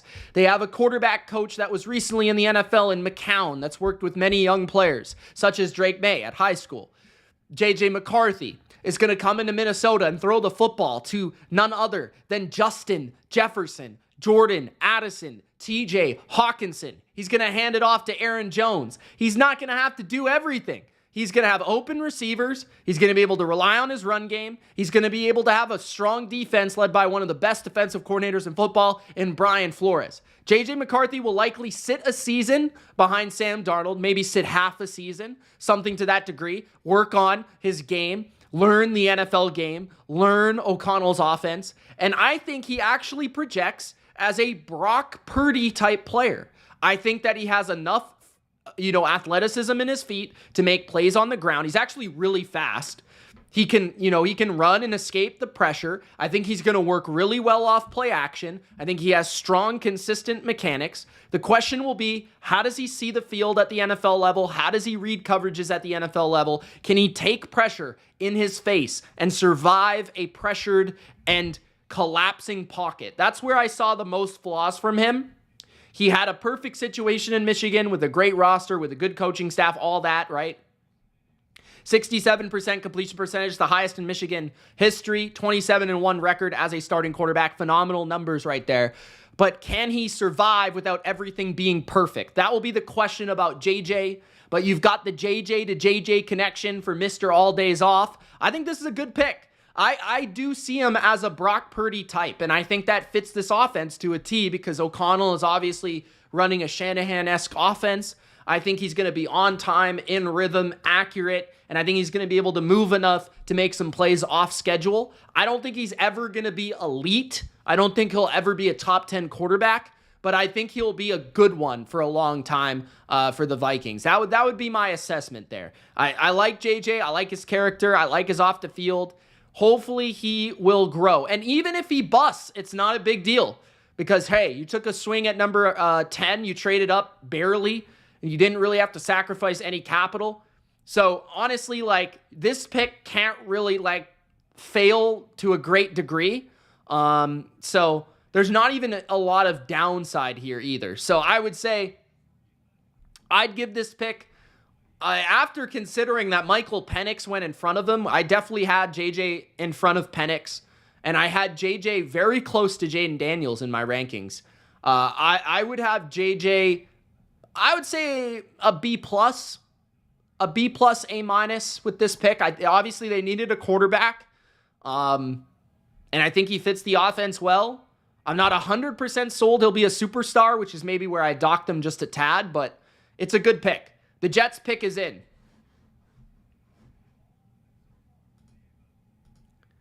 The New York Jets, I'm going to guess they're going to go with, at this point, probably a tackle. If I had to guess, probably Fuaga out of Oregon State. Otherwise, I'm not quite sure. Or maybe Brock Bowers. Brock Bowers is another possibility. We'll see where they go with this one. All right. With the 11th pick in the 2024 NFL Draft, the New York Jets select, Olu Fashanu out of Penn State. Fashanu is arguably the best pure pass protector in this class. I think this is a solid pick for the future of the New York Jets, but he also gives them a very quality backup offensive tackle in year one. The projection will be that he sits behind Tyron Smith, learns from the Hall of Famer, and potentially grows as a high upside left tackle for the Jets for years to come. I could see him playing as that third tackle in the rotation and then potentially, replacing Tyron Smith or Morgan Moses in his second season. Both those guys are very old, what were brought in to protect Aaron Rodgers. And the thought is that Tyron Smith typically misses a few games every year, so Fashanu will likely see some action in year number one. I thought that his pass protecting was pretty flawless in terms of getting to his spot on time, using his hands. He's got really good feet, and he actually went back to college for a year when he didn't really have to. He was probably my third favorite tackle in this class. I do question a little bit his aggression, his feistiness in the run game, but I think there's upside to teach there. I feel like you could have went with Brock Bowers. I wouldn't have been mad with that pick, but I'm also not mad with going with a tackle here either. This is a very solid pick for the New York Jets. So Jets get themselves a tackle of the future and a guy that can help them solidify the floor of their offensive line. Because if Tyron Smith or Morgan Moses go down, it won't be absolutely just critical that, Aaron Rodgers won't be protected. They'll at least have a first-round pick that they're able to lean on if something happens to their starting tackles. So at number 11, the Jets get Olu out of Penn State. The Broncos at number 12. Their pick is in. They're not trading. Interesting. We'll see who they pick. Why do I feel like Singh is just looking at Twitter and spoiling every pick and claiming it's his prediction?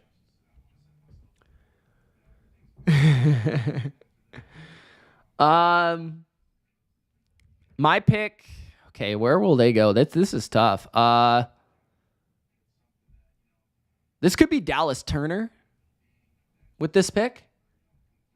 This could be Bo Nix. This could be a corner. I could be so much. I mean, Denver needs everything. I would have traded back if I was Denver, but I guess there was nobody that was enticed to do so. The Broncos are picking. I'm going to go with Dallas Turner here. I think they need an edge rusher, so that's gonna be my thought. But I don't know. Guys, Gronk, spike the like button if you haven't already. Let's try to get to 100 likes by the end of the night. That's the goal. 100 likes. Looks like an old Zach Wilson. Who, JJ?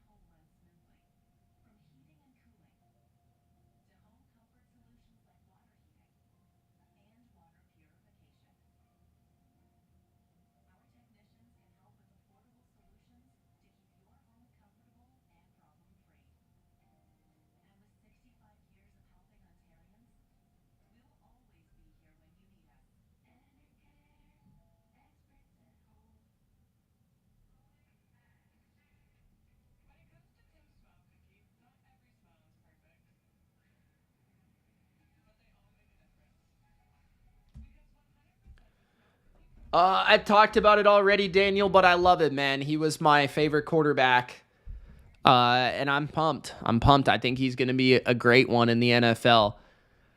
It's going to be interesting to see how, that works out with him and Jacoby Brissett, what the plan is there. But I like everything about it. I like the personality. I like the character. I like the player. I like the athleticism. I like the arm strength. I like everything about it, Daniel. Nothing I don't like about it, Daniel. Broncos are up. F- for the Falcons, says Big Al. Ultra is... Somebody check on Ultra. I don't know if he's okay. Somebody please check on Ultra.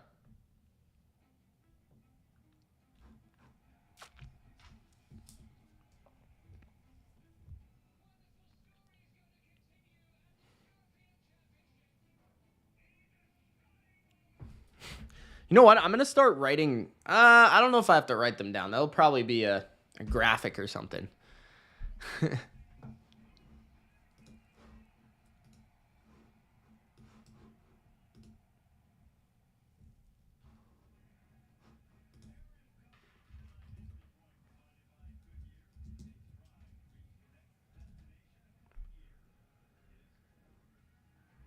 Yeah, that's not a good comparison at all, Dugan. They don't play anywhere alike. Doesn't even really make sense to me.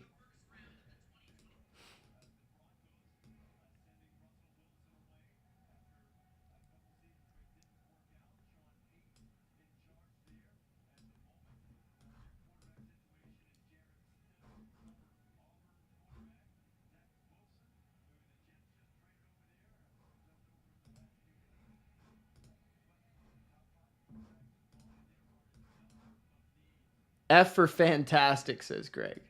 Funny.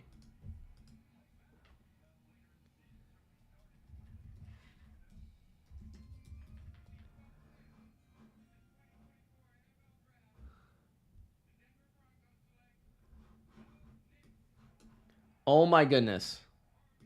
With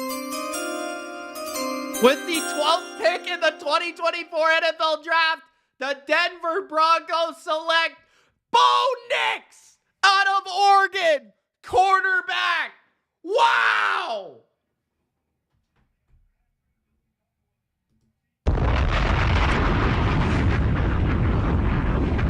Bruh.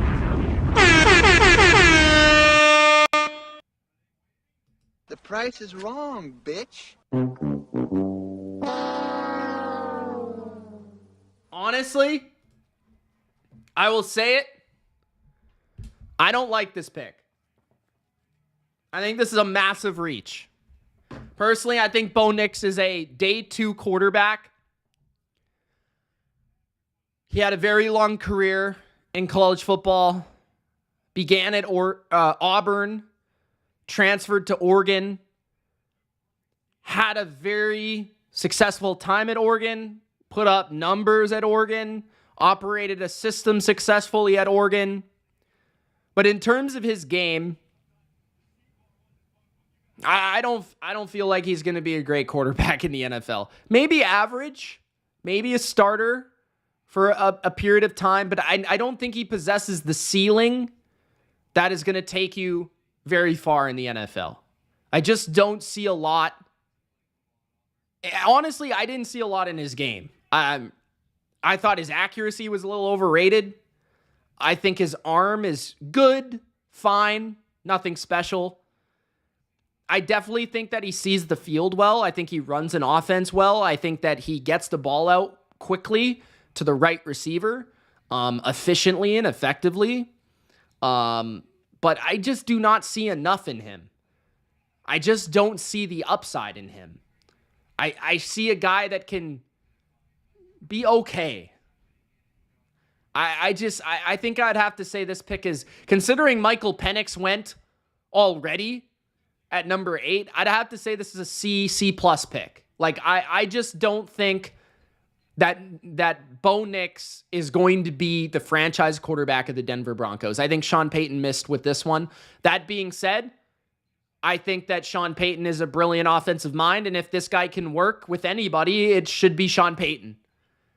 So they traded for Zach Wilson, and I think there's an argument that Zach Wilson is a more talented player than Bo Nix. Dare I say it? I think in terms of talent, maybe not in terms of mental makeup, in terms of toughness, in terms of intangibles, I think Nix has a lot of those. And Sean Payton's taking a shot at a potential franchise quarterback. But there is very much a chance that the Broncos are picking first in the NFL draft next year, which would ultimately land them a quarterback that's superior to Bo Nix. So, again, I don't like this pick. I wouldn't have made this pick. Not trying to rip apart the kid, right? 77.5% completion percentage in 2023, single season record. 16,000 yards in college football is second in FBS history. Numbers galore, right? A lot of short throws, a lot of passes at the line of scrimmage, a lot of bubble screens, not a lot of attacking down the field. I just don't see it. I'm sorry. I don't think he's the Broncos guy for long term. The Raiders. Wow. Another crazy pick. The Las Vegas Raiders at number 13 select tight end out of Georgia, Brock Bowers. Now this is a pick that I love. Despite it not being a need, the Las Vegas Raiders just landed an absolute stud with the 13th pick in the NFL draft. I don't even care that they needed a corner. I don't care that they needed a quarterback. I do not care. They just got a top 5 player in the draft. Brock Bowers is the first back-to-back Mackey Award winner, the nation's best tight end in back-to-back years. He is an absolute stud after the catch. A great athlete, a separator at the tight end position as a route runner that is rare. Few tight ends separate and run routes the way that he does. He can win a jump ball. He can outrun you. He can just have great contact balance. Stiff arm a guy, get past him. He can juke you. He can do it all. You can give him a handoff. He can get open on a route. Man, he can block a little bit. He's not Rob Gronkowski blocking, right? He doesn't have that amazing size profile to him, but he's similar to, in my opinion, he's similar to like a Travis Kelce. You can split him out. He'll run routes over the middle of the field, get open, and then after the catch, he's dangerous. He's that type of athlete. He's that type of difference maker. I think this is a phenomenal pick by the Raiders. Although it's not a need pick, it's just a great player, and you can never go wrong with picking a great player. Also, that being said, it's going to be kind of captivating to see how Brock Bowers is utilized within their offense, right? Because they do have Michael Mayer. They do have Devontae Adams on the outside, who is getting a little bit older. They do have Jacoby Myers. So we're going to see how this works out. 2 tight end formations, I would assume, a lot of them. I'd assume that he would play in the slot a lot. I think he's going to be a one-on-one. I mean, just imagine playing the Raiders now, and you have to have a corner that can guard Devontae Adams, and you have to likely give that corner safety help. And now you have to have a safety that can cover Brock Bowers. It's going to be a tough team to match up with. And then you have to have a number 2 corner that has to match up on Jacoby Myers. And then you have to deal with their running game. So Gardner Minshew is going to be just popping off in 2024 this year. The Raiders get an A for me with that pick. The Saints are up next. Nicholas Gill says, Bo Nix reminds me a lot of Derek Carr. Good pick. I hate it. I think it's terrible. I think they're going to be picking first overall in the 2024 NFL draft, and they will have a new quarterback by next year. That's my opinion.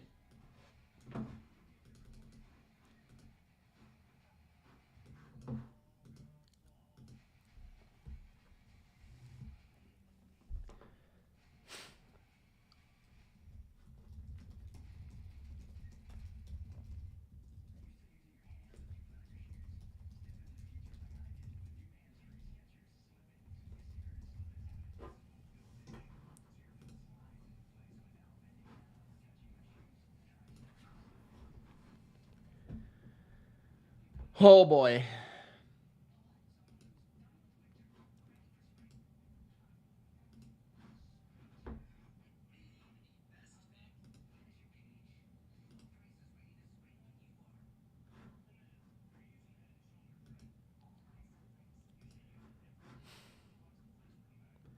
Donald Trump says no defensive players drafted yet. That's actually a fact, I think. Saints are likely going to take a tackle here, you would think.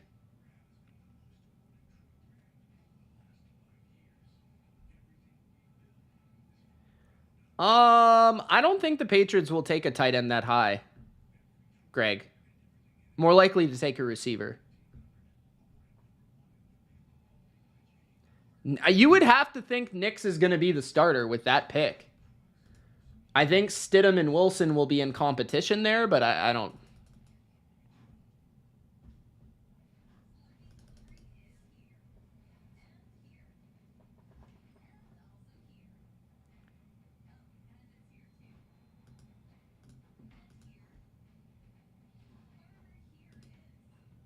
CJ Stroud said that Drake May is his favorite quarterback in the draft.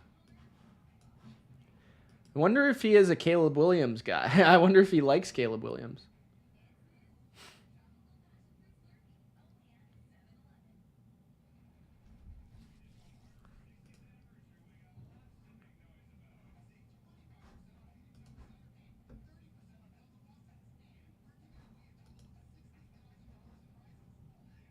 Colts better draft Mitchell. All day. Are you a Colts fan? Singh says it will be Fuaga for the Saints. You would think so, but we'll see. Maybe Mims. I wouldn't be shocked by Mims.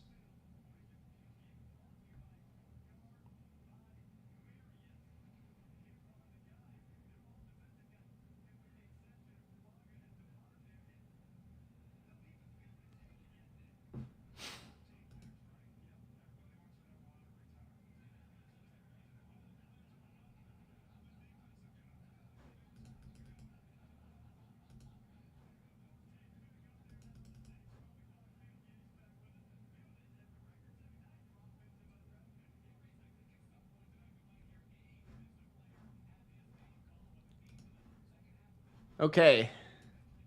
Saints pick is in.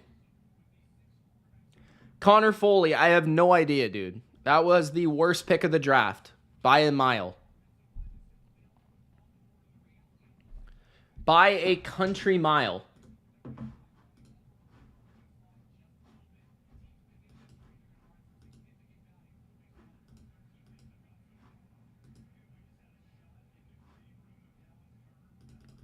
There has yet to be a defensive prospect picked.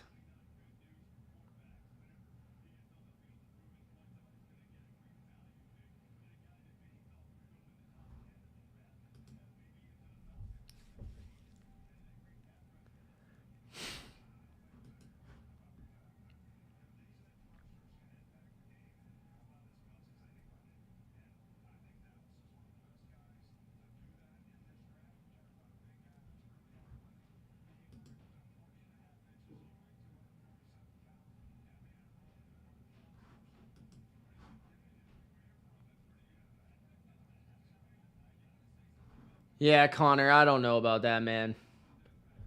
It just feels like that's the worst roster in football, and I just don't see a rookie quarterback going in there and making that team a good team. Like, I think they're going to be able to get a quarterback in next year's draft in the top 5. That's better than Bo Nix. That's at least my opinion. We'll see how that works out.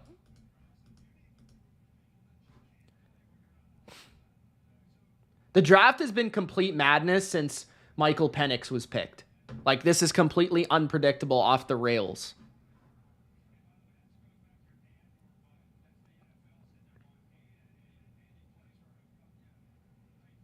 Yeah, maybe they're concerned that Cousins won't make it past a year, but they just paid him a shit ton of money.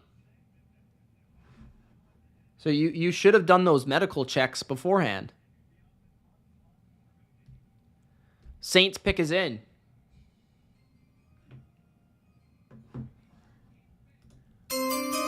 With the 14th pick in the 2024 NFL Draft, the New Orleans Saints select Talise Fuaga out of Oregon State. This is a great pick. I would give this an A. The Saints came into the draft with a need for tackle, and this was arguably my favorite tackle in the entire draft. He was right there, the 1B to Joe Alt in this class. I think he's going to be rather a very good tackle or an absolutely elite guard. He's got really good movement skills. He's nasty. He's tough. He's physical. And I think he's a really underrated pass blocker. He shows great technique and a showcase at the Senior Bowl. That's really where I was sold from him, was at the Senior Bowl. I just thought he was dominating people in one-on-ones left and right. He gets his hands on you and he controls you and he just knows how to counter.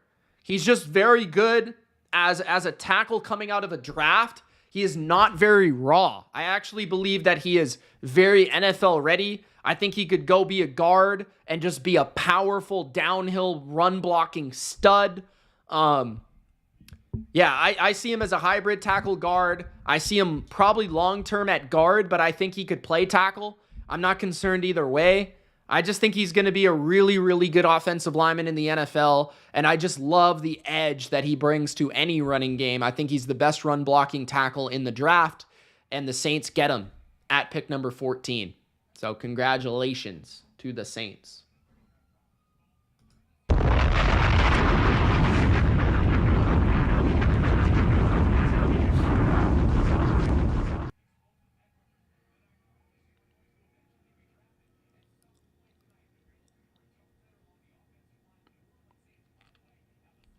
Colts are on the clock at 15.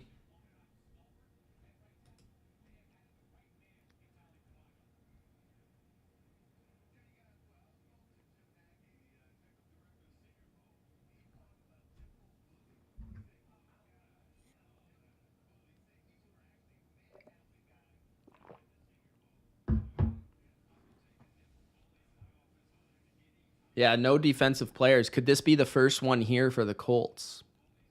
Wouldn't be surprised if the Colts went with a receiver either.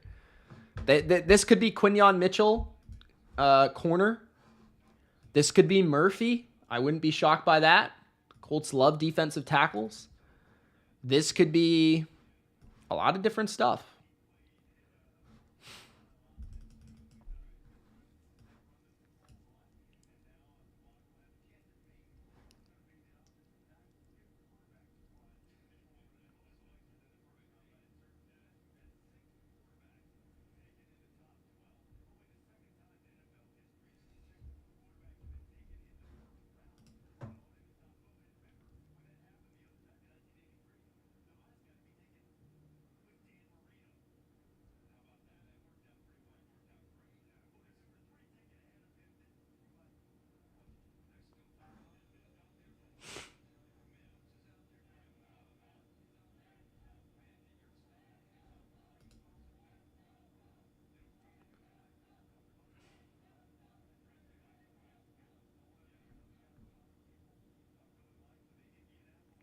Yeah, I will eventually, bro. What would you like to see on my merch there, Tommy?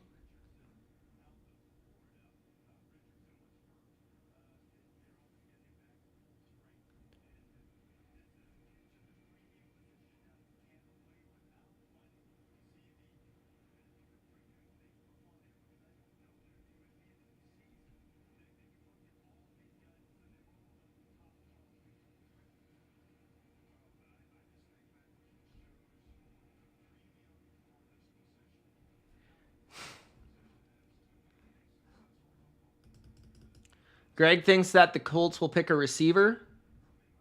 Okay. I'm going to go with the Colts picking Quinyon Mitchell, corner out of Toledo. Secondary prediction would be Xavier Worthy out of Texas. Let's go with that.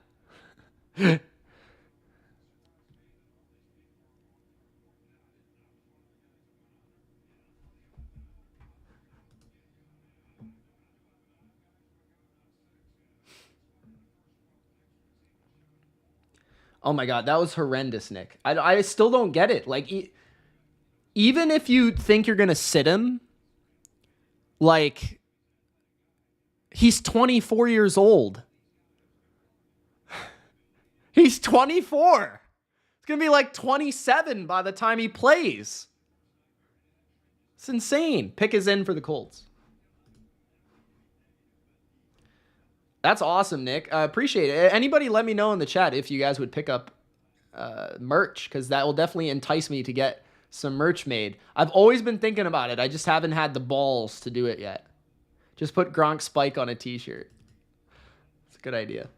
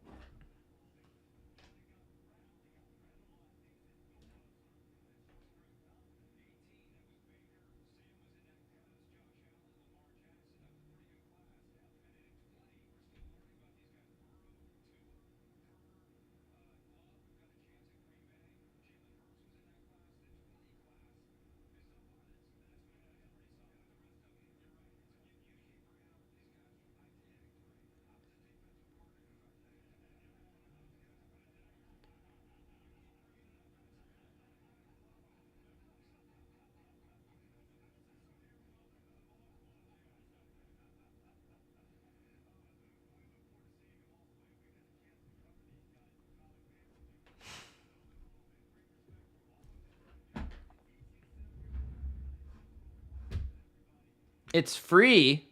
What do you mean it's free?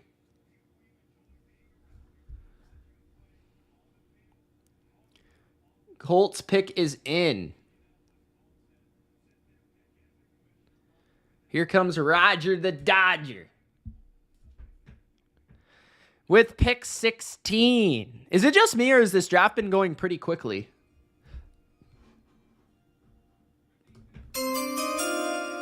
With the 15th pick in the 2024 NFL Draft, the Indianapolis Colts select Latu Latu, defensive end out of UCLA. Congratulations, Colts fans. You just got yourself the best edge rusher in the 2024 NFL Draft, you got yourself, in my opinion, and in the opinion of the NFL, the first drafted defensive player. Wow. At 15? But I love Latu. I think he brings a lot of versatility. I think he could play in pretty much any defense. He's a prototypical size for an edge rusher. And what I love about him is he's got great technique, great hands. He's got a multitude of ways to beat a tackle. He can beat him with speed to power. He can beat him with a rip. He can beat him with a spin. He can drop back in coverage. He can set the edge. And he's just a pure playmaker. I've seen some people consider him to be a TJ Watt type of player, where he has great versatility, drop back in coverage, do all that sort of stuff, just make plays. To me, most ready NFL edge rusher in the class. I think he's going to be very, very good. And he dominated Caleb Williams' team. He absolutely put on a show. You can move him around, use him on stunts, use him on games up front. And I think this makes the Colts considerably better on their front seven. An area where I thought they were already pretty good, but I think this makes them potentially really good in the front seven, with DeForest Buckner still there, with the big man Stewart, with Kwity Paye. They've now got a pretty good edge rotation, a pretty good interior rotation, a pretty strong defensive line. The Colts are always about their D-line. They get another pass rusher here. I'd say this is I can't really complain about this pick. I definitely felt like they had bigger needs. I would have considered receiver a bigger need, so maybe a Brian Thomas Jr., they could have went there. I think they could have went with corner, which they never do, so I kind of understand that. But I do think it was a greater need for them. So I'd say this was a B+. Love the player, like the pick a lot. I just feel like there are some needs that they might have been able to address with this pick that they weren't able to. But it's making a strength even stronger, which you never really disrespect. So the Colts, good pick here. Next up.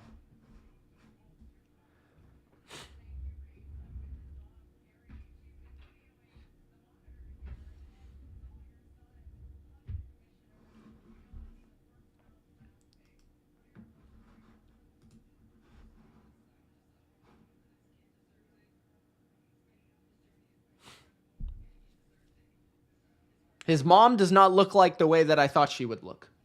Just going to say that.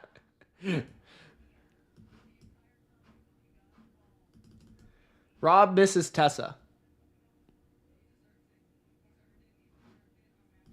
As the Seahawks are now on the clock.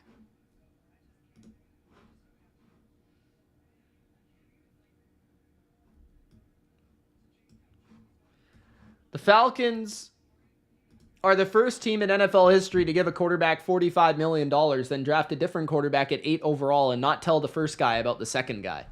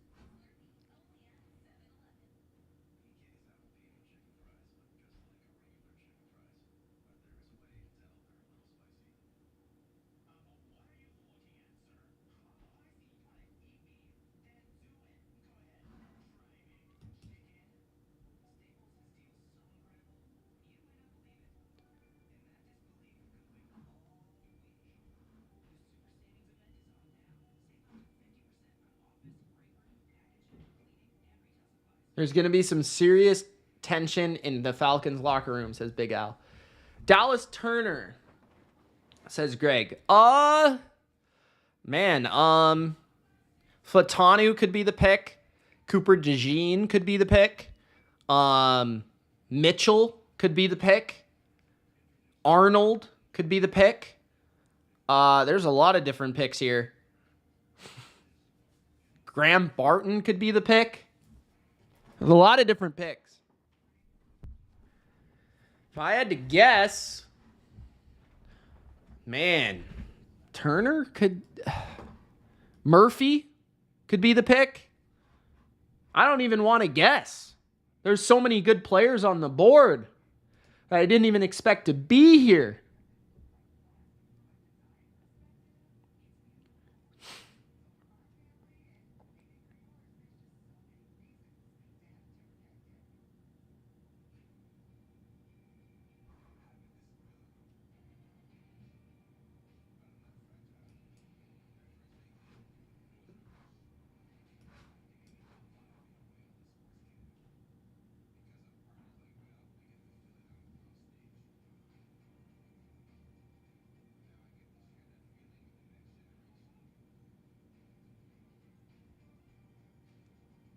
Interesting looking at the board for Bill Belichick. Flatanu would be the top player on his board right now. It's interesting that he made a board. That's pretty cool to see that.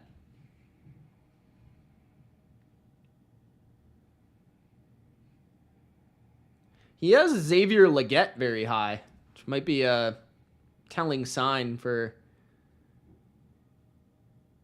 Patriots potentially. Interesting.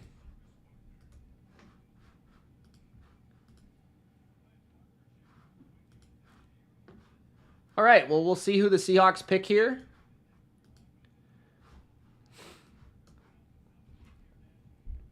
Caesar says, Cowboys, please make me happy.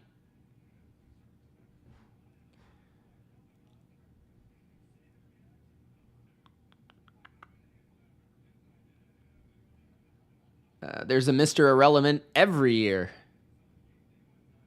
The last pick in the draft.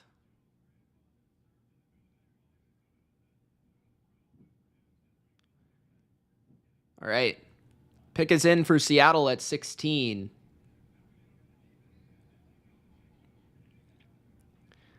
Jacksonville is going to have an interesting decision on their hands at 17.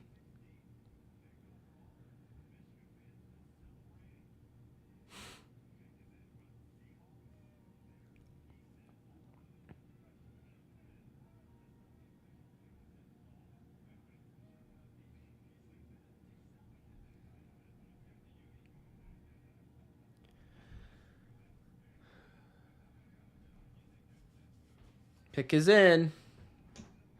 Gronk spiked the like button. Who do you guys think it's going to be? Where's my sound effects?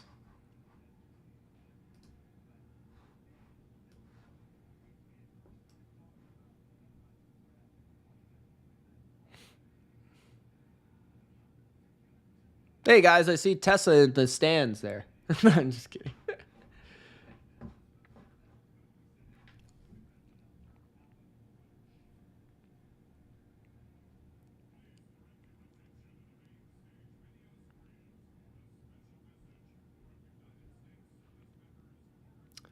Special message, of course.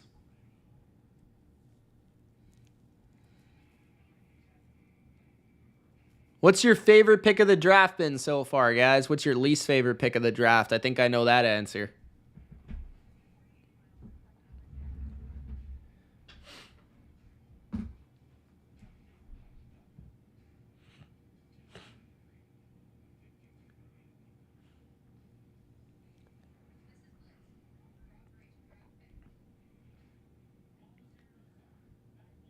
Oh, Vikings have traded with Jacksonville, it looks like.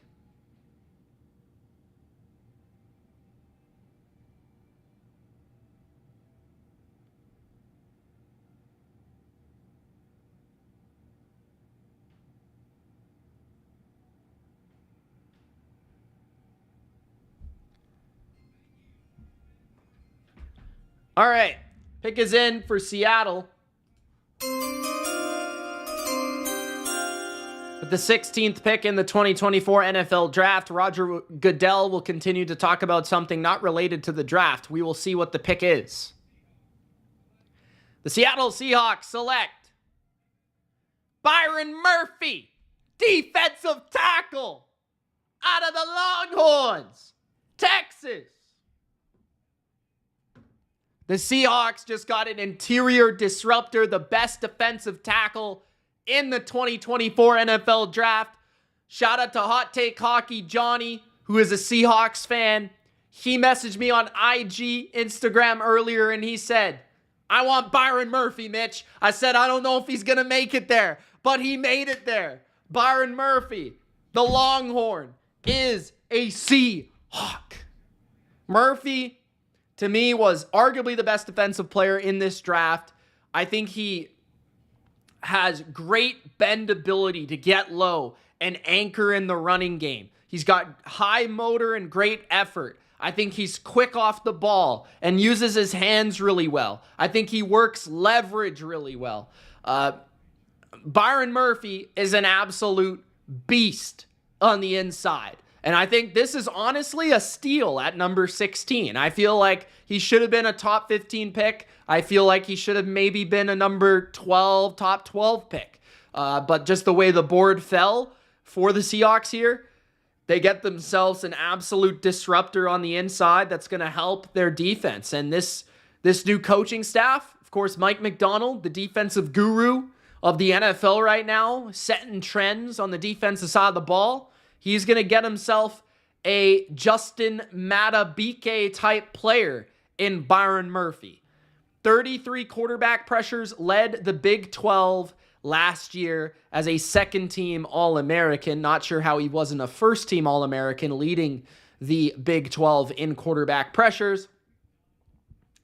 Hot Take Hockey, I mentioned you already, bro. Mitchie, what did I say? Let's go. Big-time pick by the Seahawks. Now they've got a lot of beasts on the inside, man.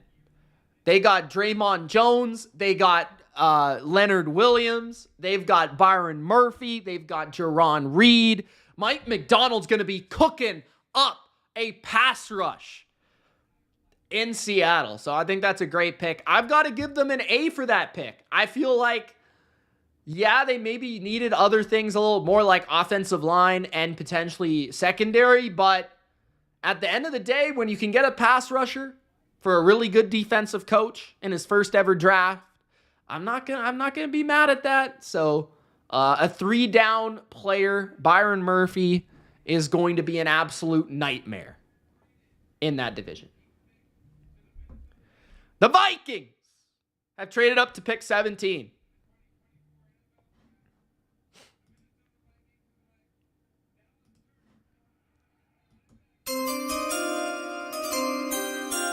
With the 17th pick in the 2024 NFL Draft, the Minnesota Vikings select Dallas Turner, linebacker, edge rusher out of Alabama. Dallas Turner was expected to be arguably a top 10, top 12 pick. Just like I talked about with Byron Murphy, this guy falls a little bit later. Ran the fastest 40-yard dash of the 2024 NFL Combine by an edge at 4.46 seconds. The 2023 SEC Defensive Player of the Year. He is a stud in terms of athleticism, speed, length, size. He has all the capability of being the next Danielle Hunter for this team, right? And they let go of Danielle Hunter. They signed Jonathan Greenard. I think you give Brian Flores another weapon in the pass rush department. You give another guy that can rush the quarterback. You put him with Jonathan Greenard with Andrew Van Ginkel. You make Andrew Van Ginkel more of an edge rushing specialist, or you make Dallas Turner an early pass rushing specialist. I think Dallas Turner needs to learn how to use his hands a bit better, needs to learn how to get technique down. Flores will certainly help with that. But hopefully, you know, they can turn him into a beast shortly. I think he has all the athletic skills to be a stud in short order. It's just a matter of teaching him proper technique. Nick Saban's talking right now about him on ESPN. And yeah, the closing speed, the athleticism, I think he could drop back in coverage and play coverage. And in Flores' scheme, that is pretty important. So yeah, this guy, he could be really good. I don't think he has as high of a floor as Laitu Latu does. But there was reason why people had him so high on their boards. He had 10 sacks, 46 pressures, both the most, tied for the most in the SEC. Can be an absolute stud. Huge ceiling for him. So Dallas Turner goes at pick number 17. All right. Next up, Bengals. Bengals pick's going to be interesting. Could they go with Brian Thomas here? Could they go with a corner here?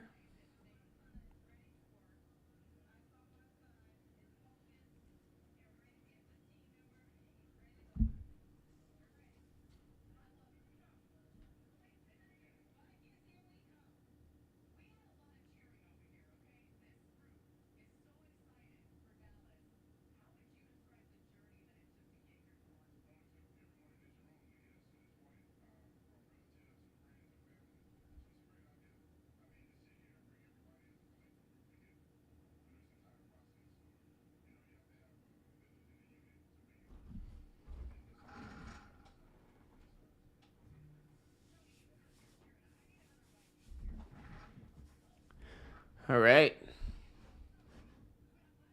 Bengals, 3:40 remaining on the clock.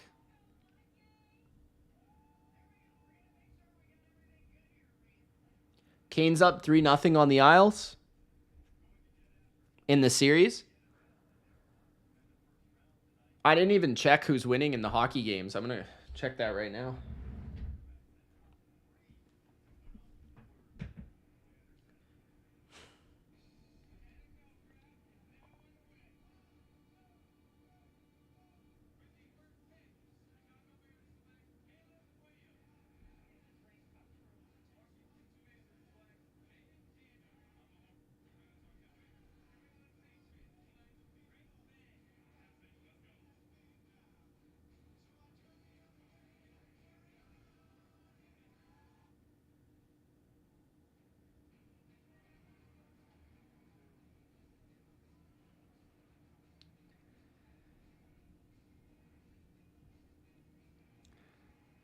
Num says, Bruins fam here.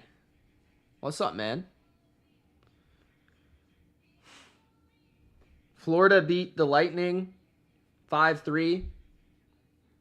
Hurricanes beat the Isles 3-2. Both up 3-0 in their series. Well, good game. Travis is pulling for the Avs. Go, Canucks! Go, baby! Come on, Demko, you absolute pussy. Get back in the net.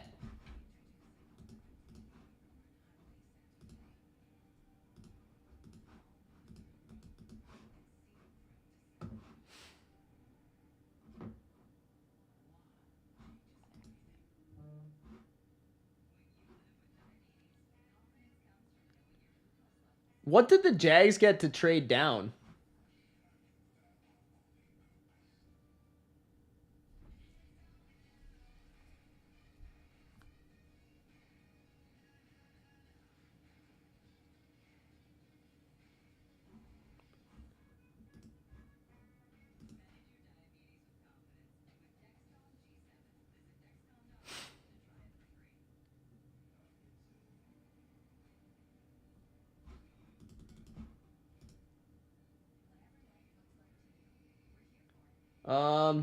Jags get number 23, pick 167, and a 2025 third and fourth. Okay.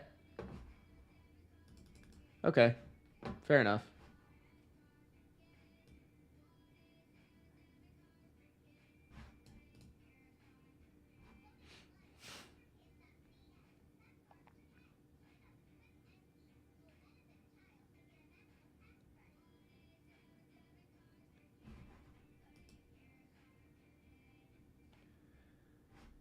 All right. Bengals. I thought for a while they would go with the tackle. So that could be a possibility. I don't think they're going to go with an edge rusher despite the Trey Hendrickson reports because there's not really one on the board that I would pick here. Like Jared Verse, that maybe. I think I would probably pick Mitchell if it was me. I just think he's falling too much and he's too good of a player. I would pick him here personally, but I would understand if they went with a tackle. But this pick is going to be very telling because it depends on what's going on with the T. Higgins situation, what's going on with the Trey Hendrickson situation. This pick is going to be telling for what happens there. So we'll see.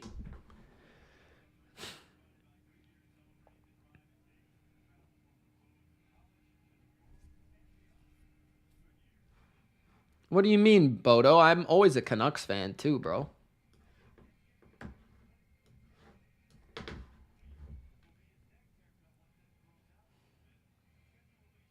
Pick is in for the Bengals at 18. The Rams are up next, and then the Steelers. Bodo's Steelers.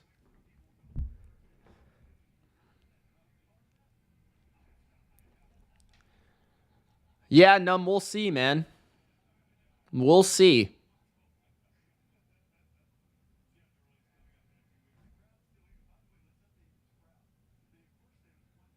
Demko's hurt, yeah. Sucks.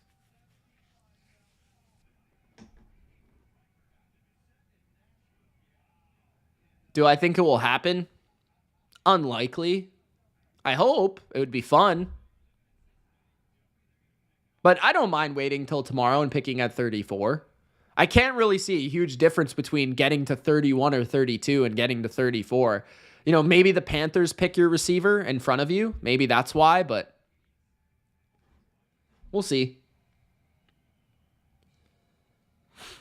All right. With the 18th pick in the 2024 NFL Draft, the Cincinnati Bengals pick Amarius Mims, tackle, out of Georgia. Amarius, regardless, Mims is going to be a beast. Huge man. Just impressive to look at. Like, no joke. The guy looks like he's built like a edge rusher. Myles Garrett, Danielle Hunter, Nick Bosa type body. But he's a tackle that I think could play left or right. He played only 8 career starts, but he played in 30 games at Georgia. And he played both sides as a fill-in and then as a starter for this past season. He played right tackle. To me, a lot of people would miscategorize him as raw, but I wouldn't call him raw. I would just call him lacking experience because, like, people would say he's raw for only playing 8 games, but he played 30. He only started 8. Georgia had a heavy rotation because a lot of the games that they blew people out and the way that they just played their offensive line over the years. But from what I saw on the tape, guy's got the physical makeup of a potentially elite tackle.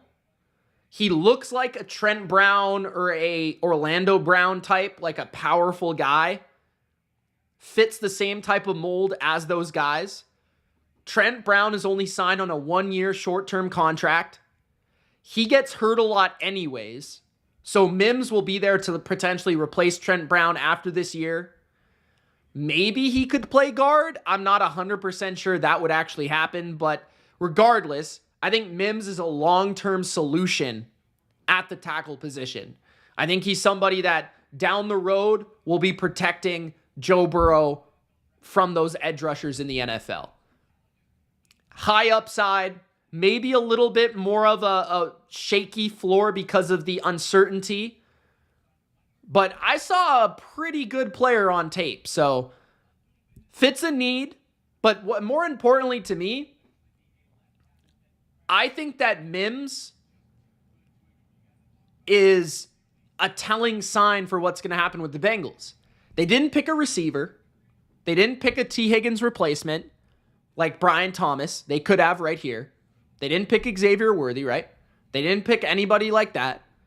They didn't pick an edge rusher like Jared Verse. They definitely could have done that if they felt like Trey Hendrickson was going to leave. They went with a tackle, which means they stuck to their board, they stuck to their guns, and they figure that, in my opinion, T. Higgins is likely going to be back, and Hendrickson is likely going to be back. Or in some way, shape, or form, they feel confident enough in Miles Murphy that he can replace Trey Hendrickson. But just look at the guy. He looks like an edge rusher. He's a tackle. Stud.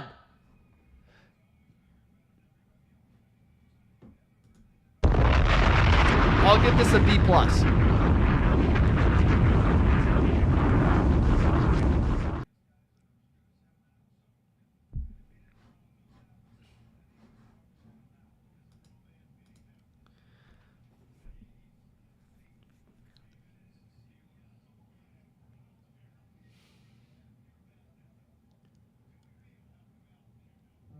The Rams are up. They have 140 remaining on the clock. They have yet to put their pick in. I think McVay might have forgot that he has a first-round pick because he almost never does. They haven't made a first-round pick since Jared Goff. Not even kidding.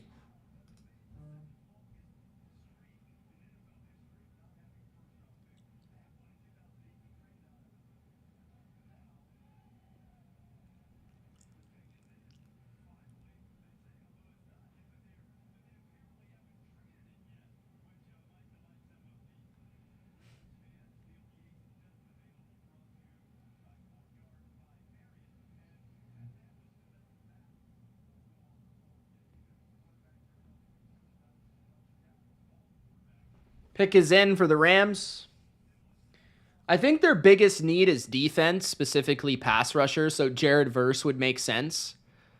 But for me, again, I continue to bring him up, but Quinyon Mitchell would be tough to pass up for me personally. I feel like this could also be an offensive guy because Sean McVay loves offense.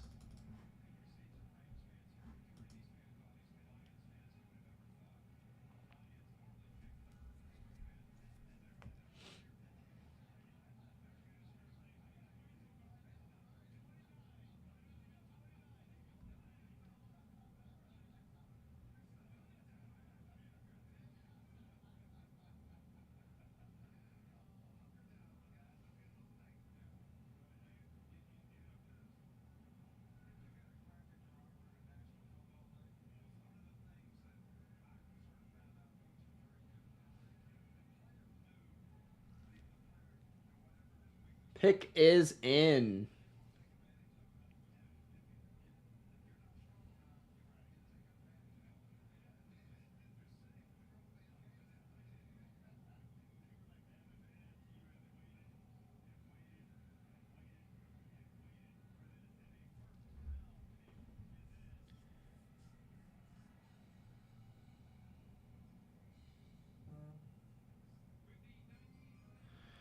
With the 19th pick in the 2024 NFL Draft. Hold on, I gotta play the sound, The Los Angeles Rams select defensive end out of Florida State, Jared Verse. Jared Verse, good pick. Fits a need. One of the most mocked picks at this spot for a reason.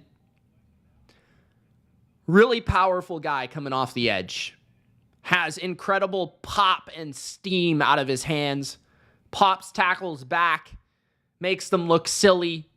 And 6'3", 254. I think will set the edge extremely well for the Rams. Remember, they lost Aaron Donald, so pass rush help certainly will help them. And he's a player I feel like can play on all three downs. I think that because of his power, he'll be a strong run game player. And he'll be probably not like an elite sack artist, but a guy that will be very effective at getting after the quarterback. Probably a guy that will work well in their system with the Rams. Good speed to power, just incredible ability to push back tackles, knock them around, and make them look silly. So Jared Verse to me would be, I'd say a B plus, A minus type pick just based on the need, based on the fit, based on that overall. I do think there are better players on the board right now, but I can't really hate on the pick given the need. 17 tackles for loss during 2023, 50 pressures, which was second in the ACC for both of those stats. So Jared Verse, really cool name also. He feels like a good pass rusher with Jared Verse as his name. All right, next up, the Steelers. Bodo Steelers. Who's that? On the clock.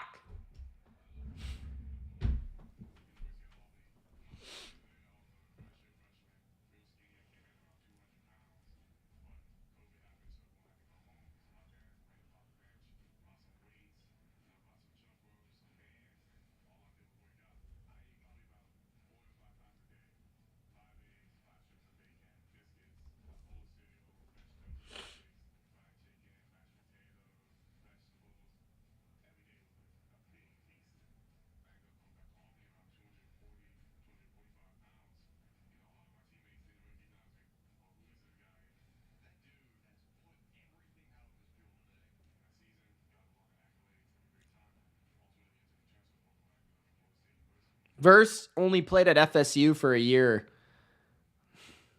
Had to transfer.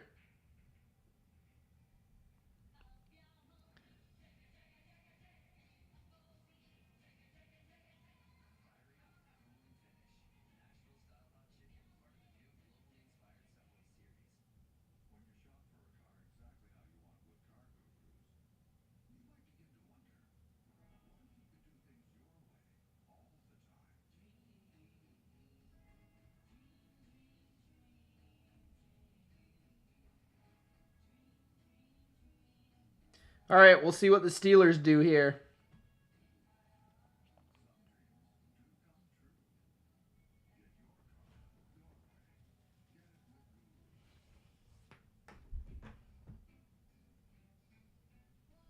Hey, I might have actually got this right on my mock draft.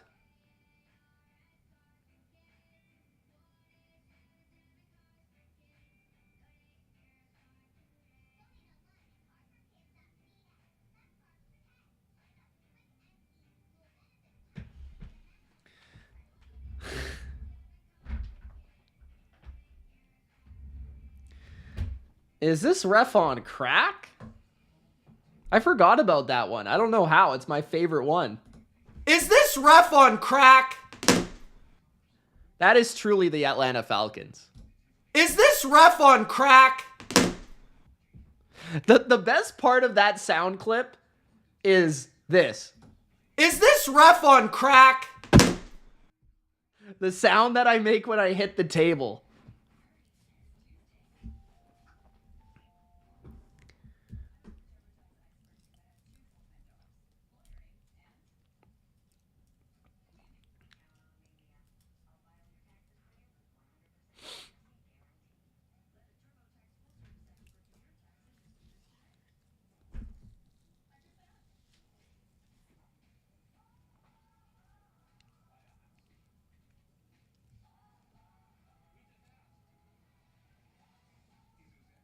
Still commercial.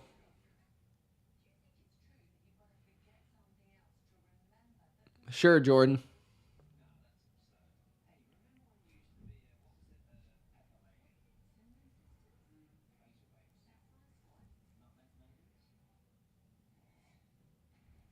Sing, you're slacking, bro. I'm going to go with Troy Fatanu. That was my guess on my mock draft for the Steelers. We'll see if that's the pick.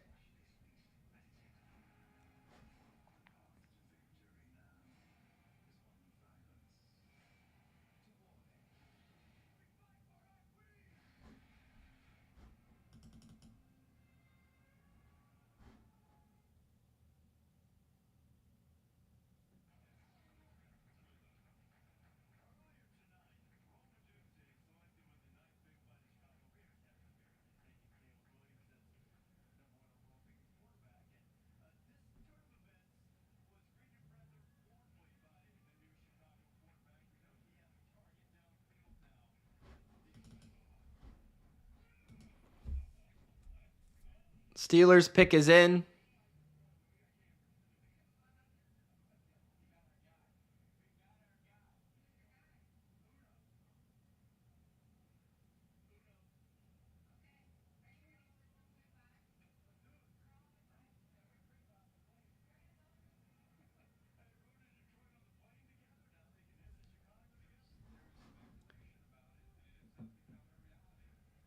Caleb Williams was pumped when he heard that Rome was getting picked by the Bears. All right, pick is in for the Steelers. Bodo's anticipation.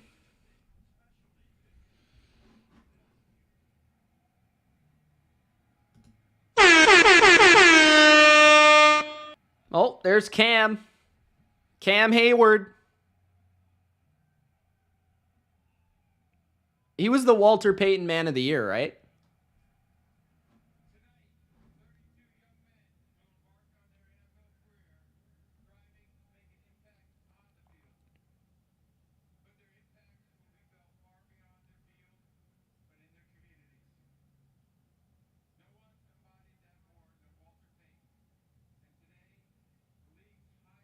Yeah, he was. Tom says, which team do you think is likely to trade back from the first round? What do you mean by that? Trade back into the first round, or?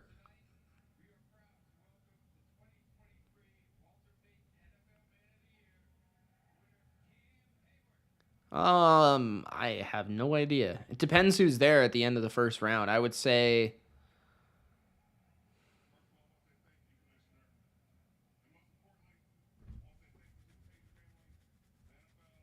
I don't know. Arizona? Maybe? They have a ton of picks. We'll see who falls.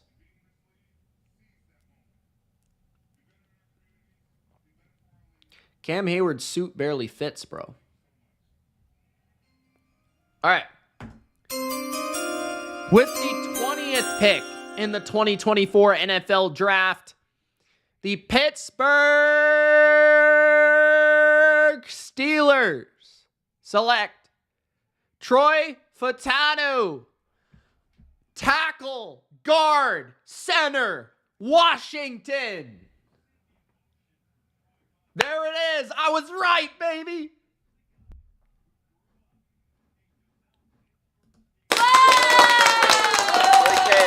All right. It's a good pick. Gave up 2 sacks during his entire career of 31 starts.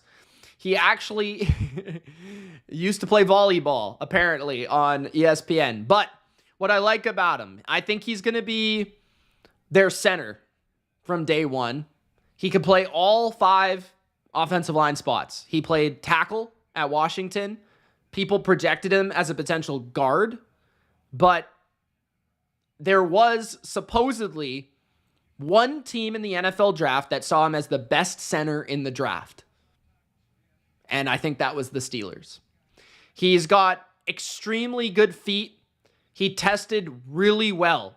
His short shuttle, his 3-cone, all of his times were outrageous. There's highlights like they just showed on his tape where he's doing a spin move with the defensive lineman and regaining his steps.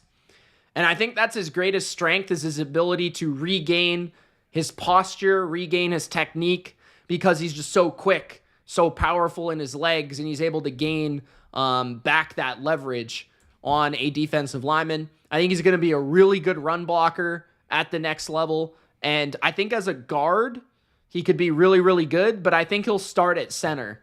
So 2 sacks allowed in 1,249 pass blocks, according to ESPN. Yeah, big, powerful, athletic. That's what you look for in offensive linemen. Miami's pick is in. Miami wasted no time.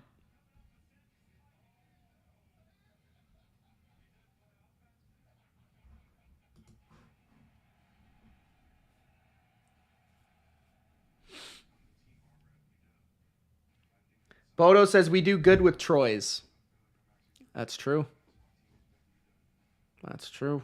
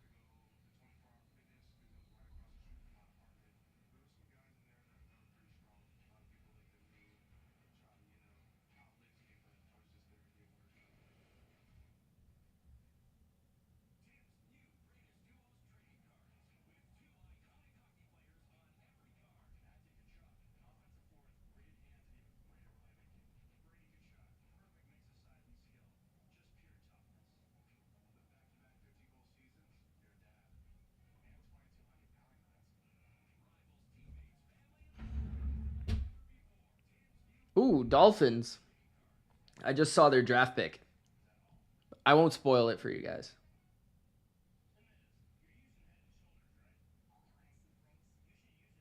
Nah.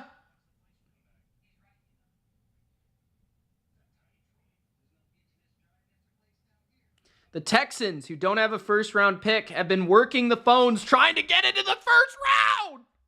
Woo!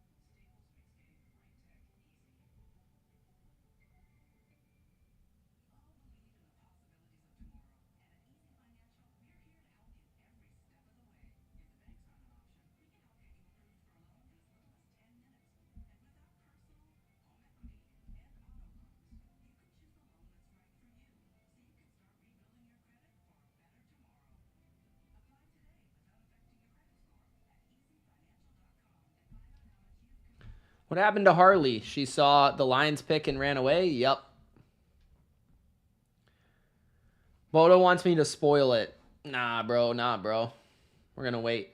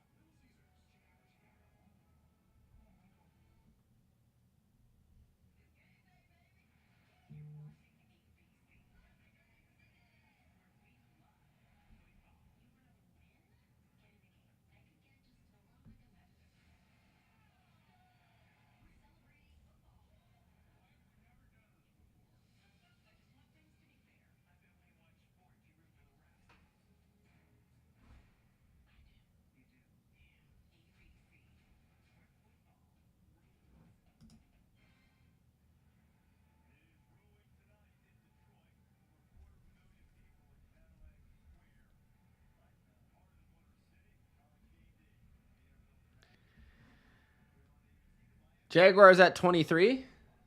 Yeah, they traded back.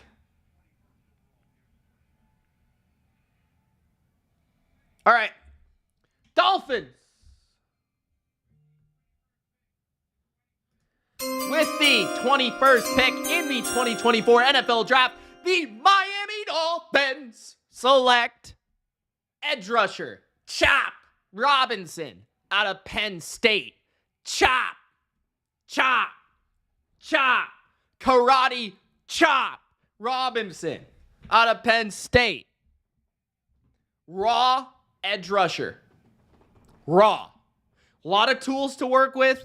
A lot of upside to work with. Extremely raw. Finesse speed rusher. I worry about his size. I worry about his run defense.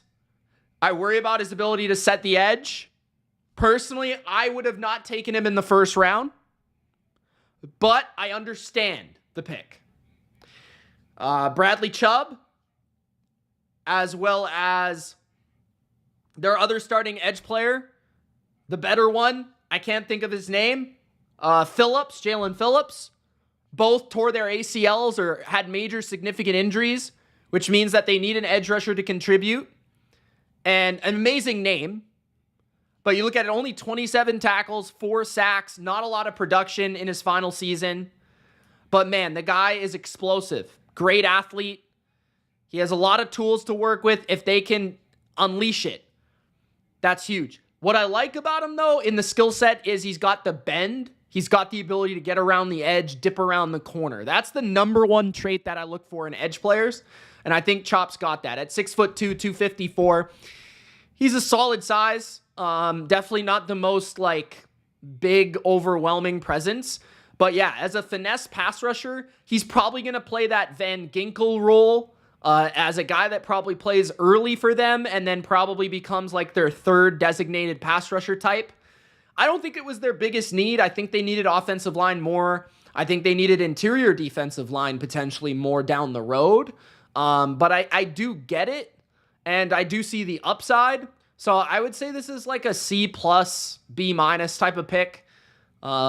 Just being honest, I feel like I could be totally wrong. I thought he would go in the first round. I wouldn't have picked him in the first round because I just think he's too raw.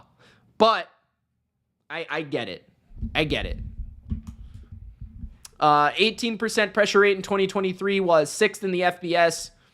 4.48 40. He's fast as hell. At the 2024 NFL Combine. Big reason he went that high. Can't remember the last time I cried out in pain after seeing a draft pick.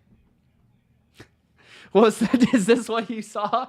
Is this what you said about your draft pick? Feels great, baby. Durkant was like, Who? Who's that? Durkant wanted Worthy. At pick 22, the Eagles are up. 1:40 remaining in the clock.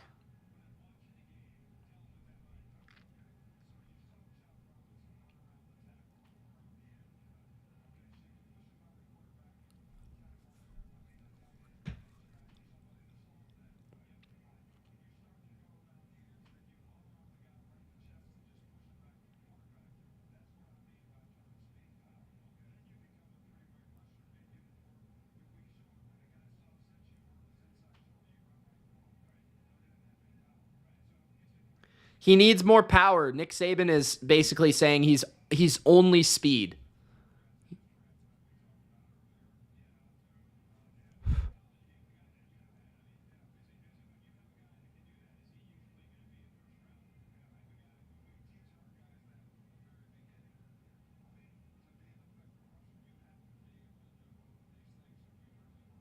Eagles pick is in.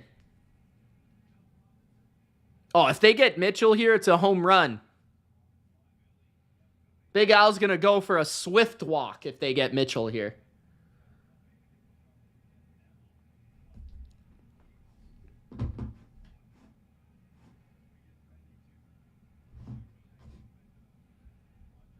You would think it would be a corner. Every single corner is on the board. Cooper DeJean is still on the board.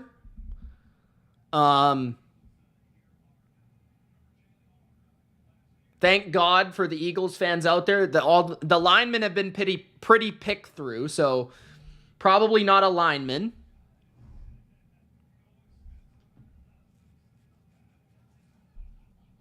I can't believe the Eagles are about to get the best corner in the draft at pick 22.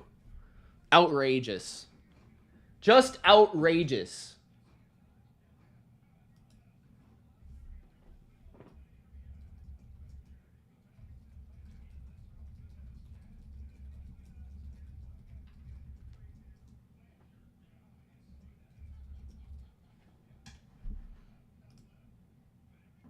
I agree, Michael. I think they're going to go corner. I think they have to with the way the board is kind of settled right now.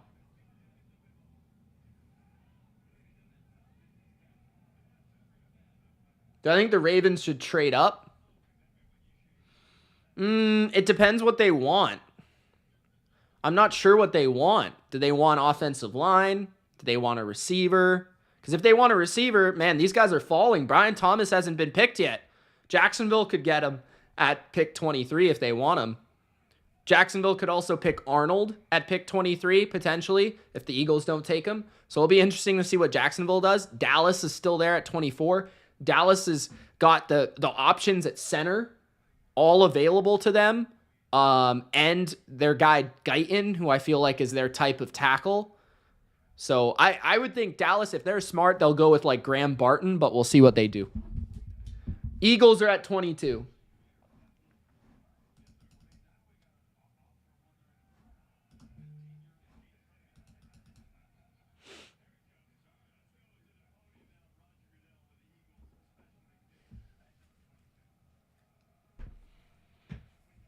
All right. Another ad, bro.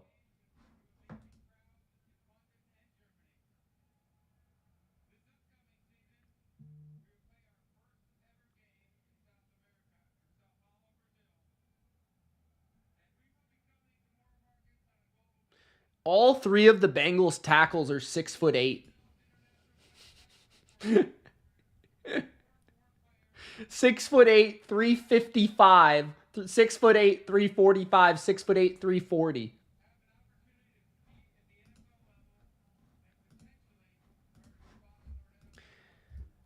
Somebody said there's nothing more that Tom Brady likes than two tight ends. The Raiders.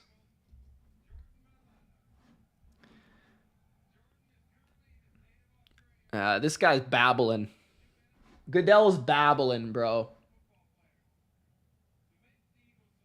You think that's a great pick, Mark? I don't know, man. I'm not a huge chop guy. I think I see the potential. I just think he's really raw.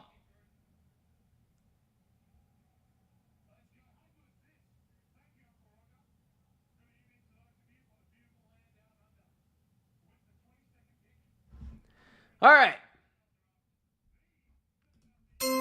With the 22nd pick in the 2024 NFL Draft, the Philadelphia Fly Eagles Fly pick the best corner in the draft, Quinyon Mitchell out of Toledo.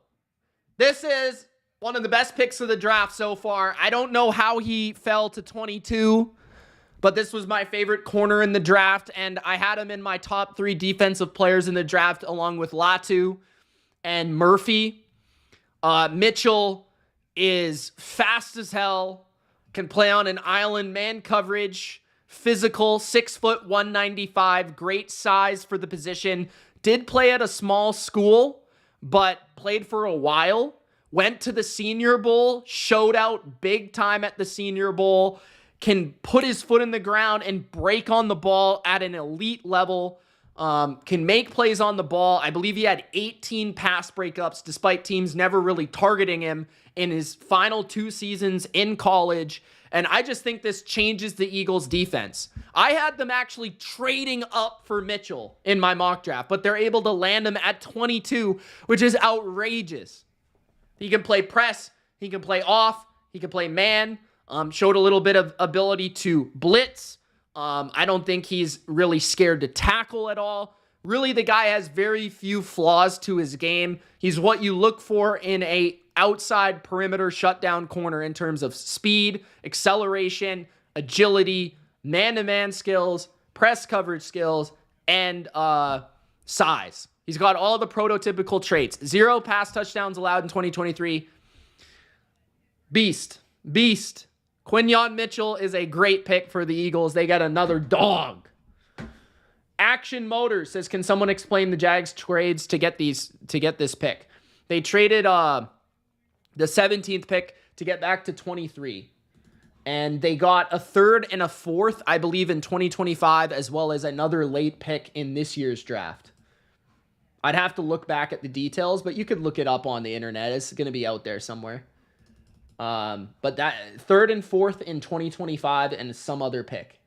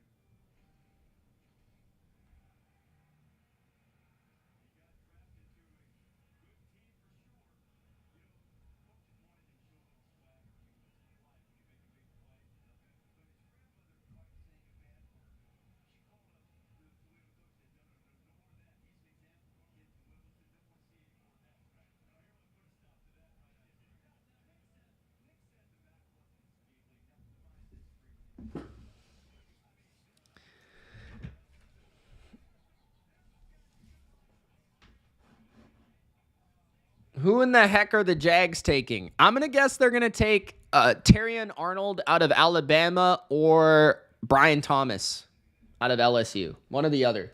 Receiver or corner.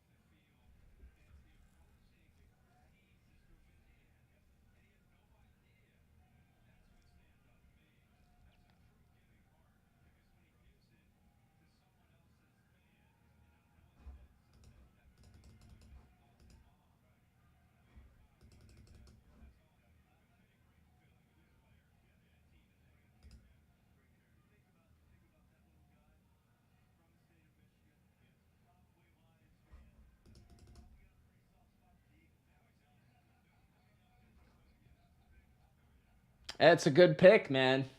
It's a great pick by the Eagles. It's an A+.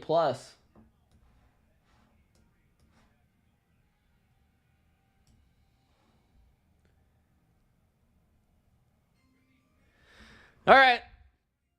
With the 23rd pick in the 2024 NFL Draft, the Jacksonville Jags select wide receiver out of LSU, Brian Thomas Jr., a beast. Size, speed, vertical dimension. A number one receiver on the perimeter for Trevor Lawrence. This is exactly what the Jags needed. I thought they might go corner, but wide receiver was option number B. And they got some picks in order to trade back from number 17 to number 23. Brian Thomas can stop on a dime and can go down the field. And I just think the impressive part about him is the size and the speed. The size, the speed, and the ability to stop and change direction. Like, in terms of stop, re-accelerate. He can beat you off the line. He can stop. He can re-accelerate at an extremely high level. He's got 4.3 speed at 6'2", I believe, 6'3". Big. Kind of reminds me of a DK Metcalf type player.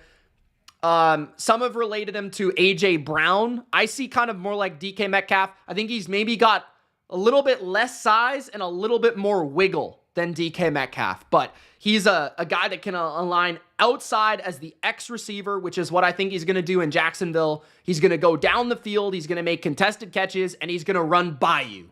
That's what he's going to do. He's going to run straight.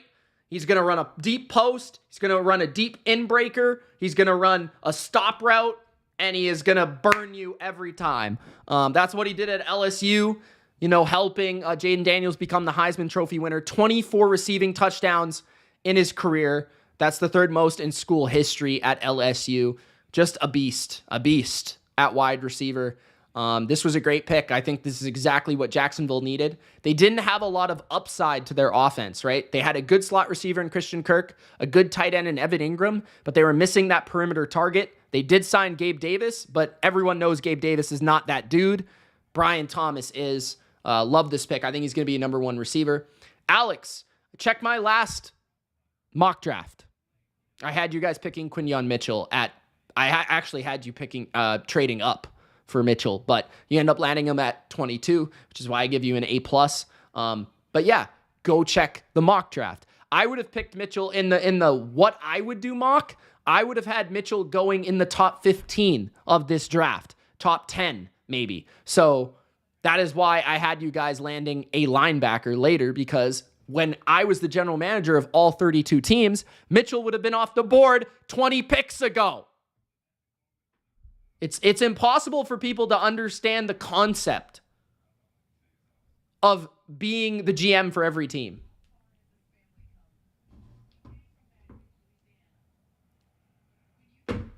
Just saying. All right, Dallas is on the clock.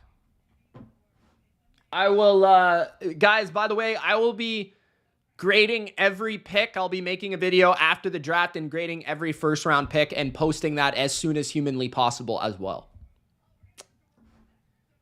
At least I got the player to the Eagles right, though. I was happy about that. At least I got the right player. I didn't get the right spot, but it is what it is. This draft has been crazy. The Cowboys, who knows what the Cowboys are going to do, dude? They're probably going to pick. If I was them, I'd probably pick Graham Barton. But who knows? They're the Cowboys. They're probably going to pick Tyler Guyton.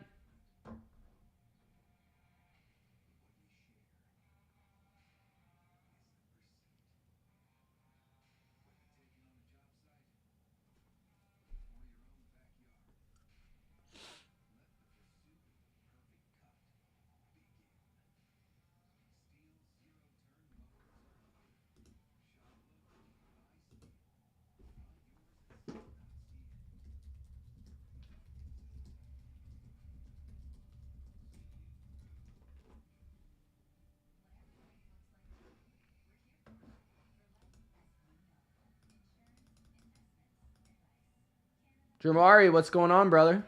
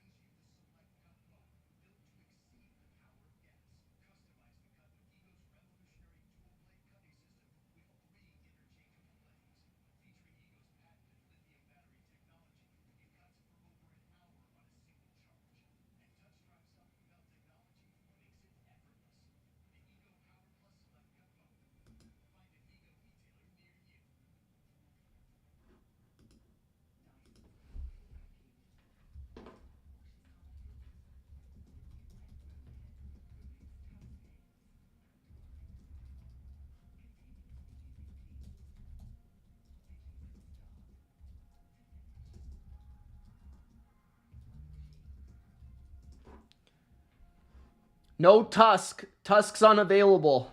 No one can find him. The Cowboys are on the clock.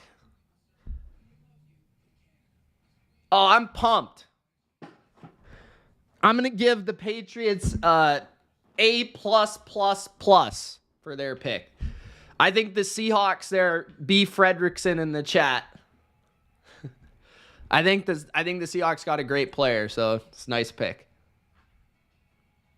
Do I still think the Higgins trade could happen? Absolutely. I think Ayuk could get traded. I think Higgins could get traded, but it's going to be late in this first round or early in the second round. If not, then it's not going to happen. So we'll see. But it's not likely. I'd say it could happen. It's not likely. Caesar says, come on, boys, do something for once in your effing life. Fuaga, nice pick, Jamari. I like Fuaga. Beast in the run game.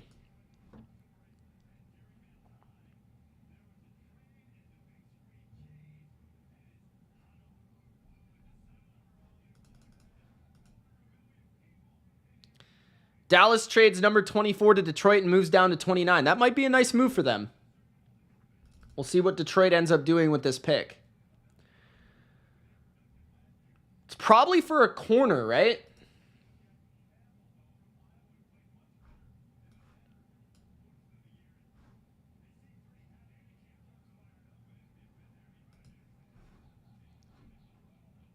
Probably for Arnold. Arnold or Wiggins. So let's put the Lions up here.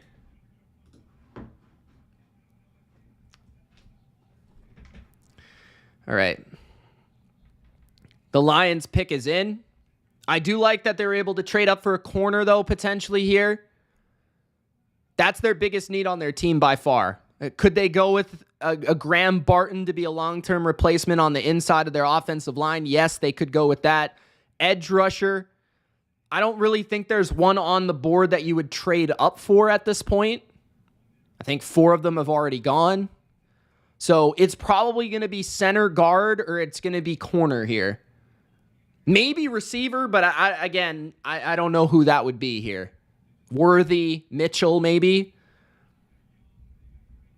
It's going to be fascinating to see what the Packers do at 25. Cooper DeJean is still there too.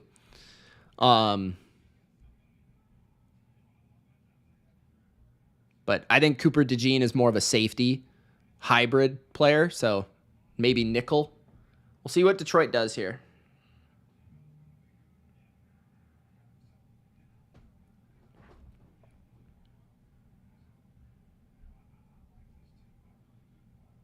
I think Detroit's stacked, though. They might be able to get to the Super Bowl this year.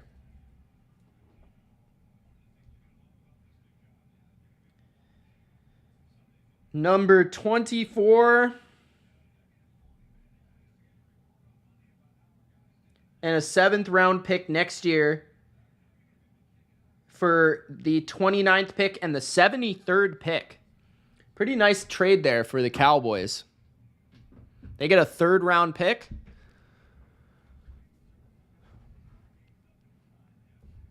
Basically. I think it's a solid move, Caesar, but it depends who they pick at the end of the first round.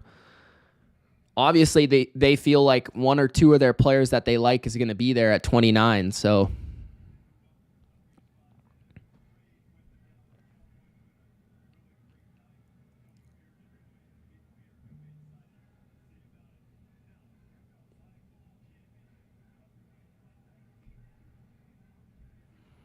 Come on, Roger. Get up on there. Who's announcing this? Eminem?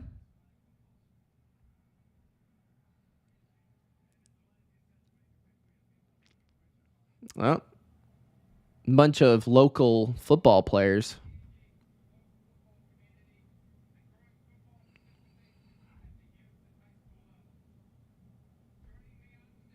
Lions to the bowl, says Nick.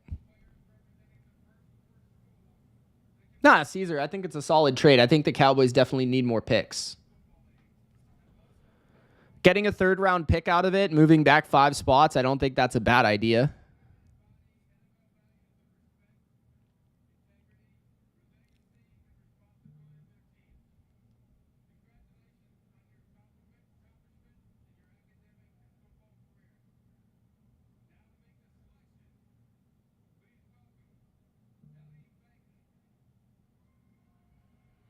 All right, Lions.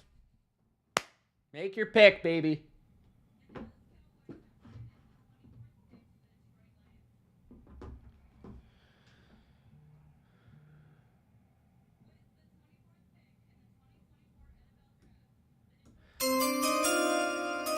With the 24th pick in the 2024 NFL Draft, the Detroit Lions select cornerback Terrion Arnold out of Alabama. Smooth cover corner out of Alabama. I personally wonder if he's going to be able to hold up long-term as a perimeter corner just because he doesn't have elite speed, which is what I personally like in corners. I think that they need to be able to run.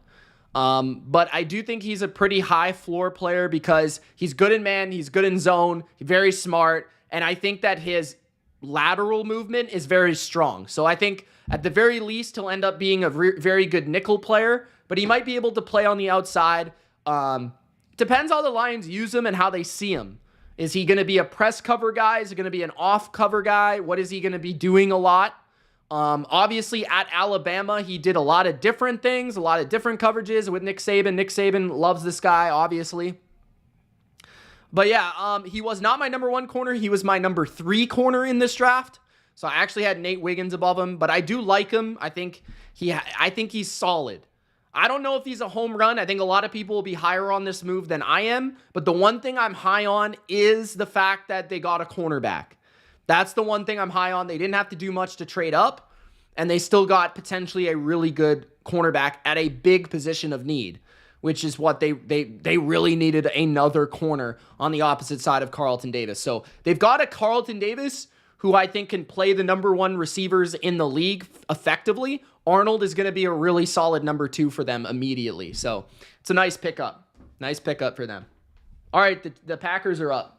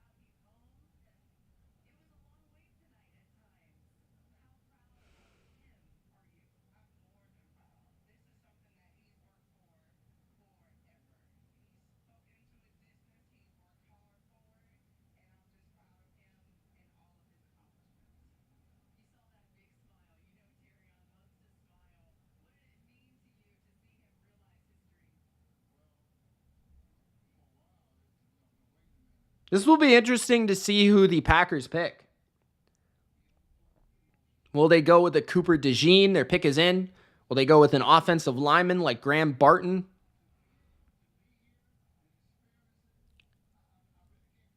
I can't really see anything else, honestly. I think safety / corner or tackle or offensive lineman, I should say. I think those are the picks for them.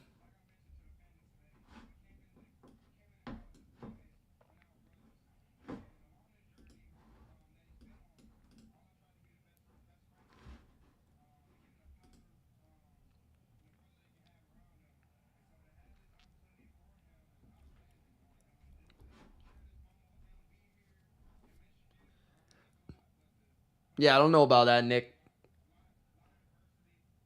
Counting the Niners out like that is pretty wild. I would not have the Eagles up there.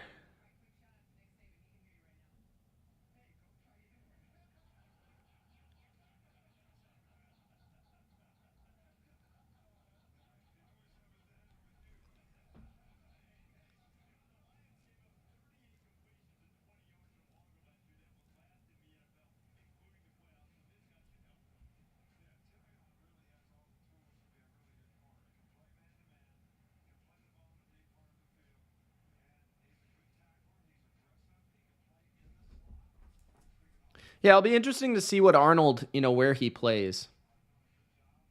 I kind of see him as their CB2 right away.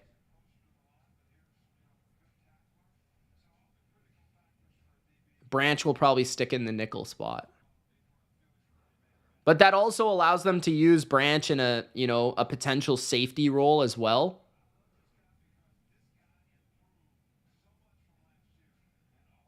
It'll be interesting. All right, Packers, make your pick, man. Tampa's after the Packers, and then we got Arizona. Getting to the end of this first round, guys. I'm highly anticipating what the Niners do, because I want to see if they pick a receiver, because that would say that Brandon Ayuk's going to get traded.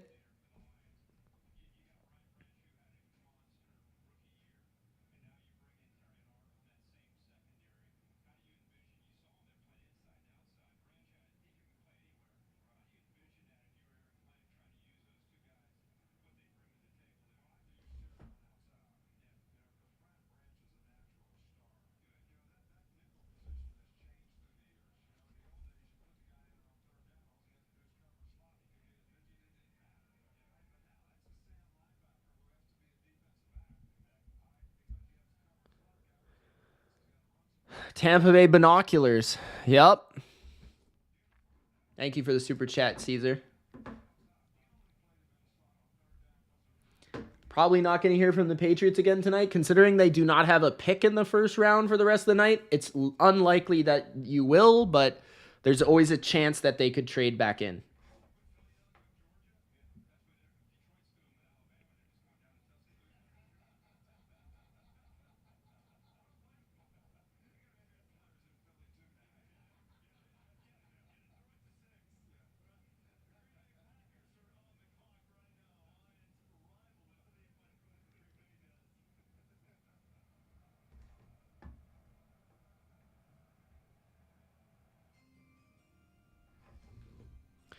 All right. With the 25th pick in the 2024 NFL Draft, the Green Bay Packers select Jordan Morgan, guard or tackle out of Arizona. Okay, slightly earlier than I would have expected. I would have had Graham Barton a little bit higher on my board, but I like Morgan quite a bit. I thought he would go at the end of the first round. Never mocked him to Green Bay, interesting enough. But I see it. I think he'll play guard for them. I think he could maybe play tackle, but I think he's a guard. I just don't know if he has the length or the prototypical size of an NFL tackle. What I do love about him, though, is his ability to pull in the run game. 6'5", 311. Thinking about their depth chart, I think he'll probably play right guard. But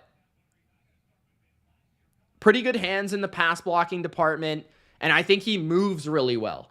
So I think in the zone blocking scheme for the Packers, I think he's going to be really effective. And I cannot even debate any Packer offensive line picks because they're always good. So I'm not even really going to debate it. So yeah, Jordan Morgan I'm a fan of him. It was just such a deep and loaded tackle class. I feel like this guy would have been picked top 15 in a lot of other drafts. But I see him as a guard in the NFL, and I think that's where he'll play for Green Bay. Another guy that can block for Jordan Love for sure. See Middle Miss, what's up?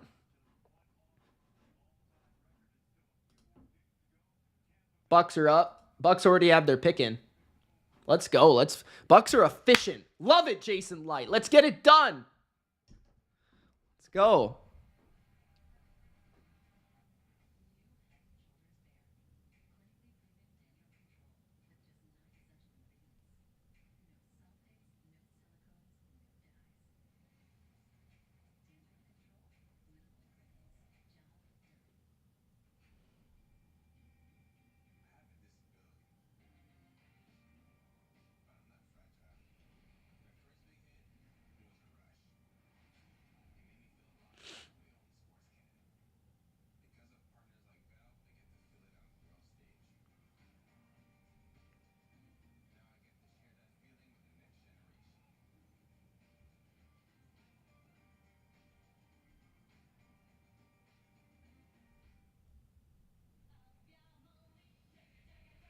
All right, waiting for the Bucks pick.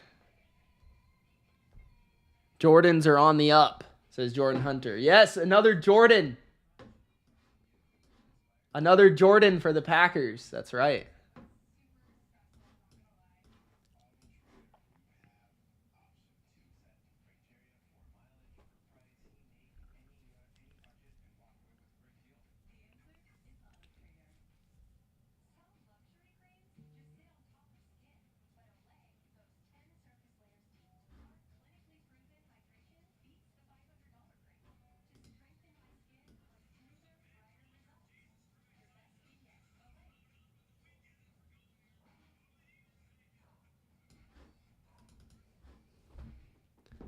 Singh is not happy. Did you want Morgan?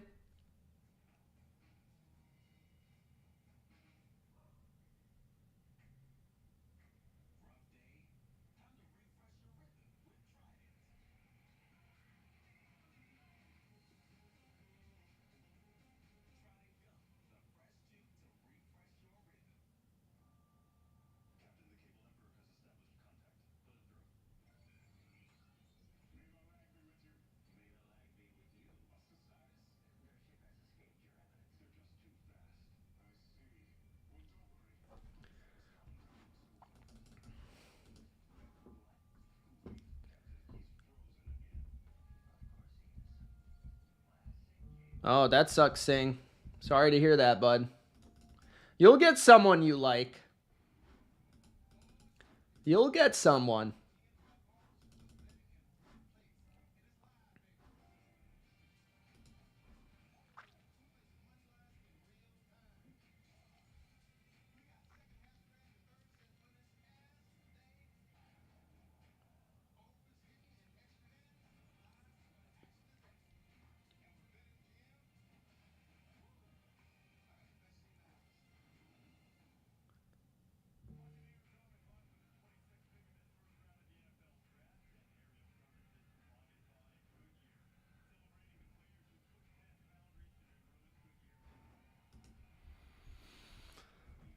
All right.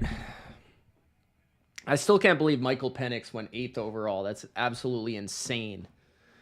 We're at 69 likes. Ha. Feels great, baby. Gronk spiked the like button.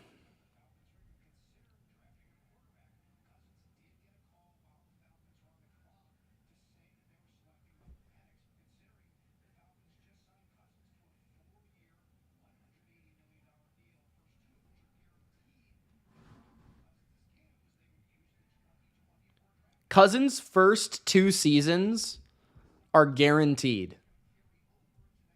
Wow. And you draft a quarterback at 8. That is beyond stupid. I might have to give out my first ever F- on a grade show. Pats Forever says, trade back in for Worthy. I would lose my shit.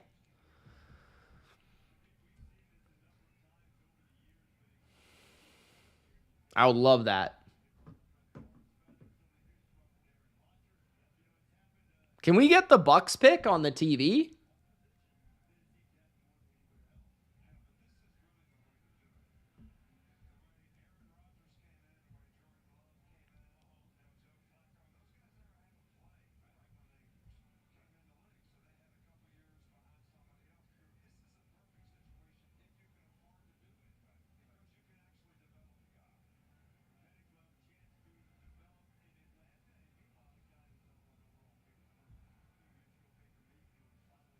All right, Greg. Pick is in for the Bucks. All right.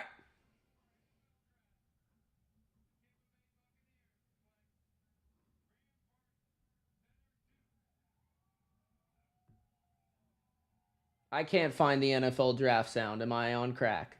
All right. With the 26th pick in the 2024 NFL Draft, Graham Barton out of Duke to the Tampa Bay Buccaneers. He's a laxer. Initially dreamed of playing college lacrosse. Shout out Graham Barton. That's probably what explains his ability to move. I think he's going to be their center, replacing Ryan Jensen, who they haven't replaced in 2 years. And they have not been able to run the ball in 2 years, maybe 3 years. This guy played tackle at Duke, played guard at Duke, I think he'll slide to center for Tampa Bay, but he could also be an effective guard as well in their offense. And I think he fits really well because he's a good downhill run blocker and he moves exceptionally well with great feet, which fits the new zone running scheme of the Tampa Bay Buccaneers. They're more of a Rams-esque offense, no longer a Bruce Arians, Byron Leftwich-led attack with power downhill run concepts. They're a left-to-right moving zone scheme. I think Barton fits extremely well into that. So, yeah. 2023 second-team All-American, played left tackle the last 3 seasons. Every snap as a freshman came at the center spot. So I think he'll move back to center in the NFL early on and start right away. Obviously, he's not going to play left tackle because they have Tristan Wirfs. So I think this is a really good pick. I would give this close to an A. I think he's a really good player. He's a really high floor player, really good athlete for the position, exceptional athlete actually, and he fits the position of need. So Cardinals are up next.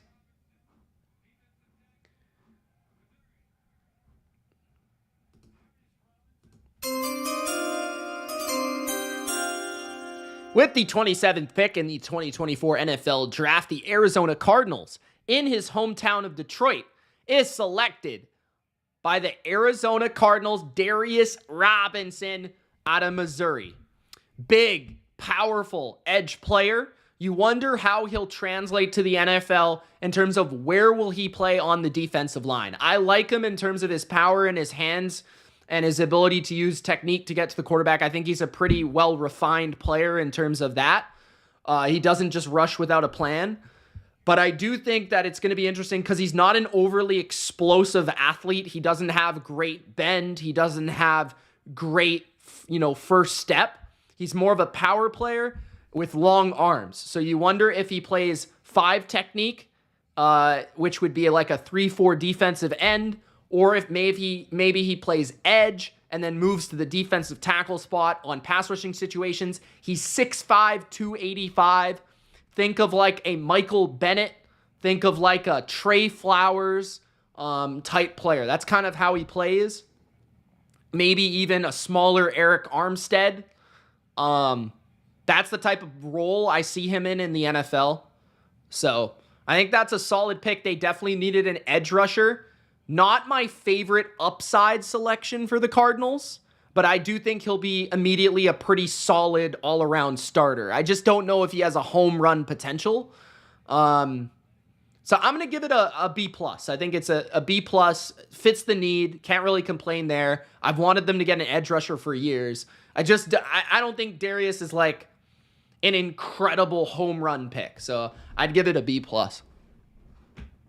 All right, we got a couple picks left, guys.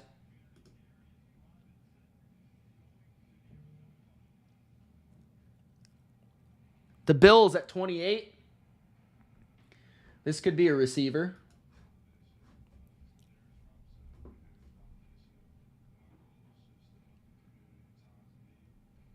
This could be Cooper DeJean as well.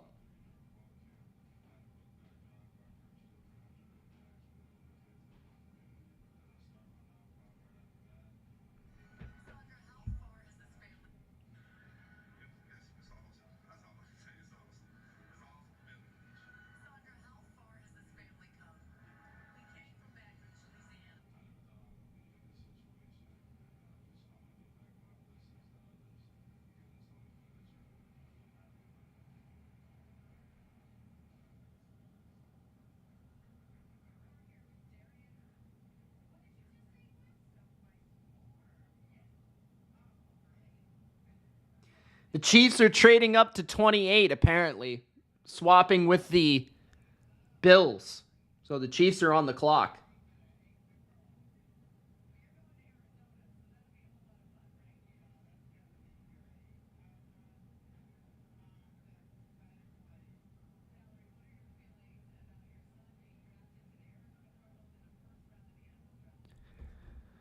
Kansas City is on the clock.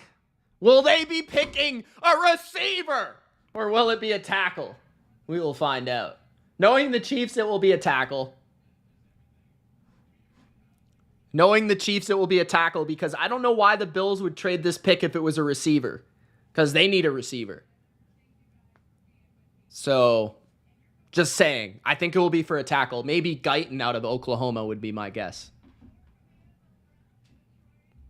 Because they just hopped Dallas. So that would make perfect sense. We'll see though. It could be a receiver. I would just think it would be a tackle because they had to hop the Cowboys, but we'll see.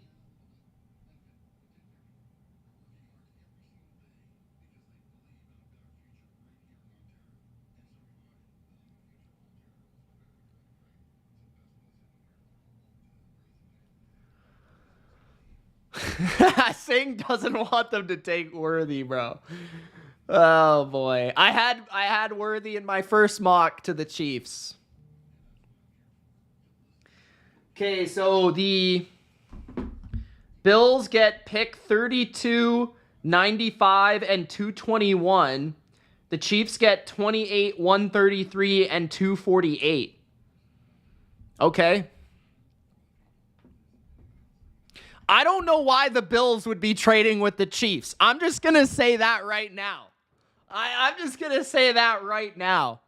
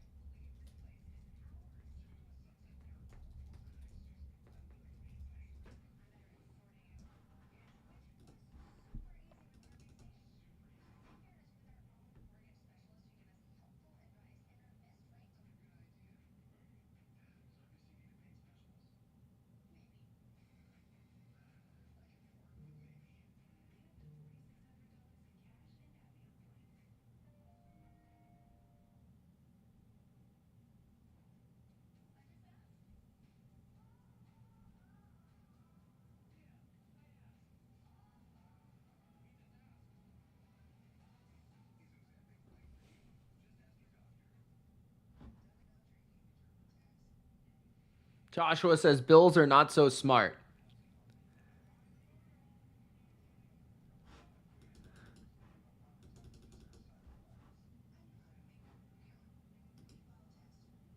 The Bills are just clowns at this point, bro.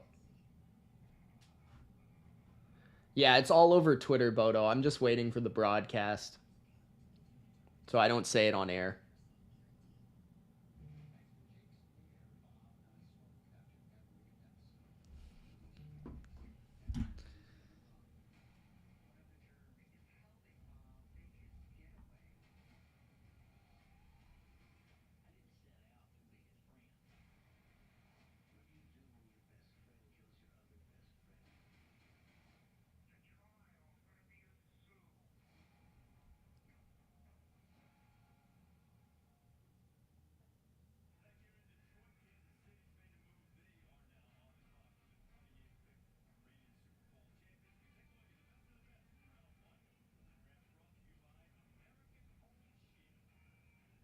Cooper DeJean to San Fran would be pretty slick.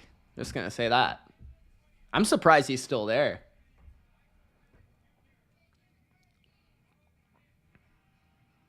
I wonder why Kansas City traded up for Worthy. Did they think Dallas or Baltimore was going to pick him?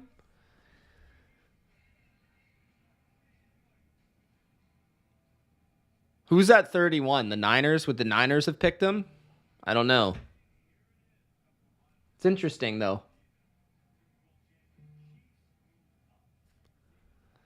Yeah, this is the 28th pick and a 4th rounder and a 7th rounder for 32, a 3rd rounder and a 7th rounder. That's not even a lot.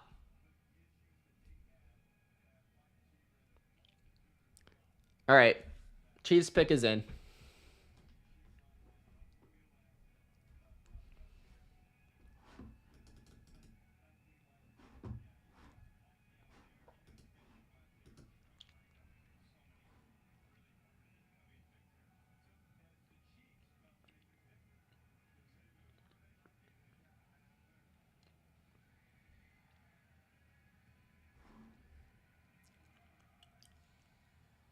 You think he's John Ross too? I think he's better than John Ross.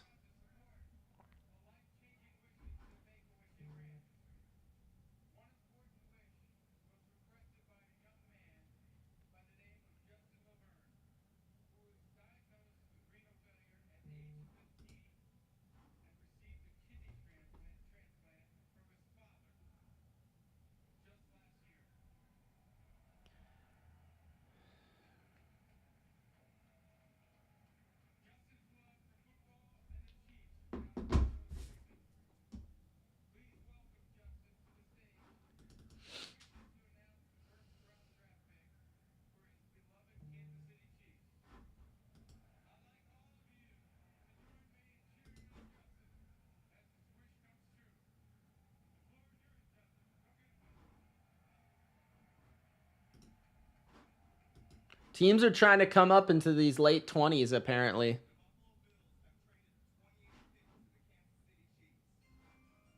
With the 28th pick in the 2024 NFL Draft, the Kansas City Chiefs select the Speed Demon, Xavier Worthy out of Texas.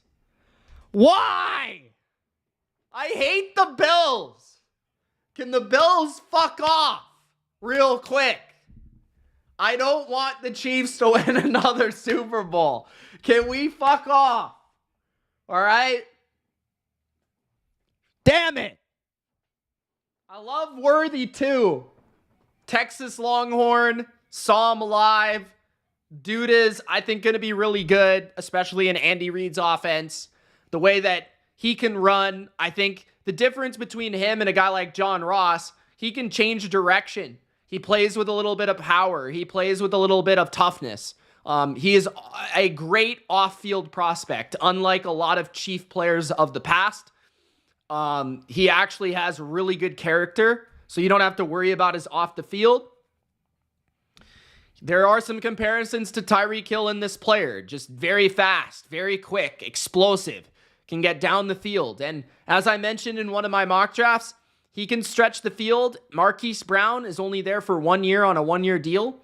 Worthy could definitely not live up to his potential if he's not able to deal with contact at the NFL level. But man, he's so fast, he's so explosive, and he can turn on a dime. Pretty good ball skills as well for his size. I think he's a top 5 receiver in this class, and I think the Chiefs make a great selection here, not having to trade up that much. It's a great fit for Mahomes. It's a Texas boy again. Rashee Rice, also kind of questionable future. So wide receiver being the pick here makes a lot of sense. He can also return kicks, as you see on his tape. So Worthy's a beast. I like Worthy a lot. I hate how much I like this pick for the Chiefs. All right, next up, the Dallas Cowboys pick is in.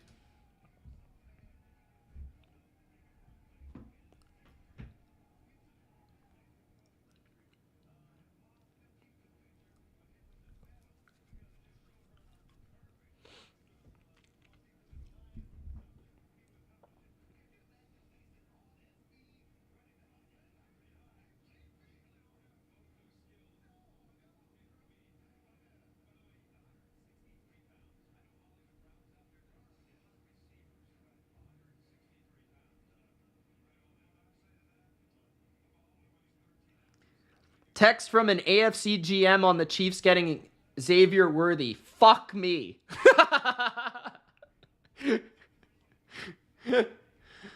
That's hilarious.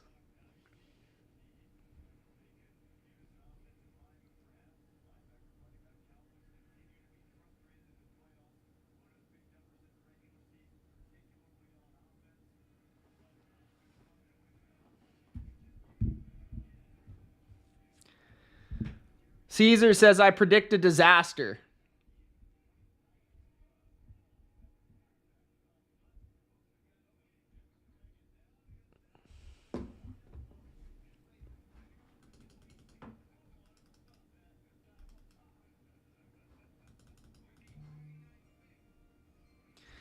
With the 29th pick in the 2024 NFL Draft,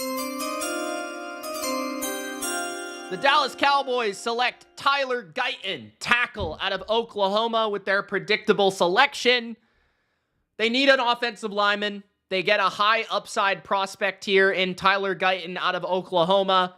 He's got really good movement skills. And I've said before, in the Olympics of offensive linemen, he would have at least a medal, if not a gold medal. There's a picture of him working with Lane Johnson on his strength. He needs to work on his technique in terms of his anchor and his hands. He gets his hands a little bit extended too much and behind the pass rushers a little bit too much, a little bit too grabby and not punching out. But if they can work on the technique, he's got the feet in order to be a really high-end tackle. So Dallas is really good at developing these linemen. He's a really good athlete. Tyler Smith, Tyler Guyton, multiple Tylers on the offensive line for the Dallas Cowboys. This is a little bit of a risky pick, I would say. I think there's a lot of upside here, but I also feel like there's a low floor with this player. So we'll see what ends up happening with him. Could be a really good pick by Dallas once again in the late first round, but it's definitely dicey. So I'd give it a B. I'd give it a B.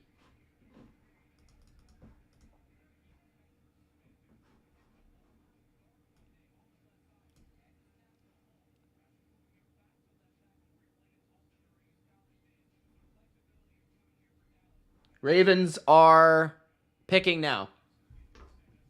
The pick is in.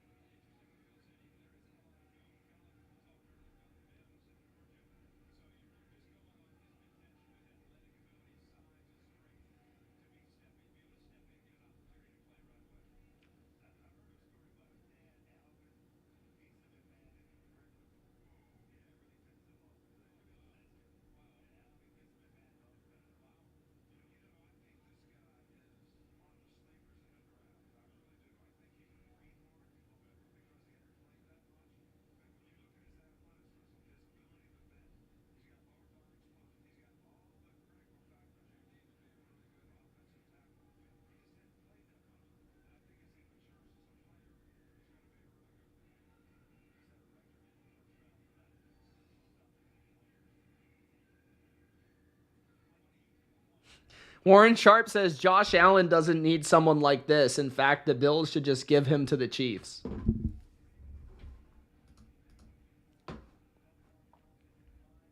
The Ravens pick is in. It is sing time on the BLV. Ground spike the like button if you guys haven't already. Appreciate everybody joining and staying around for the entire first round of the draft, guys. My draft grades will be out as soon as I can get them out.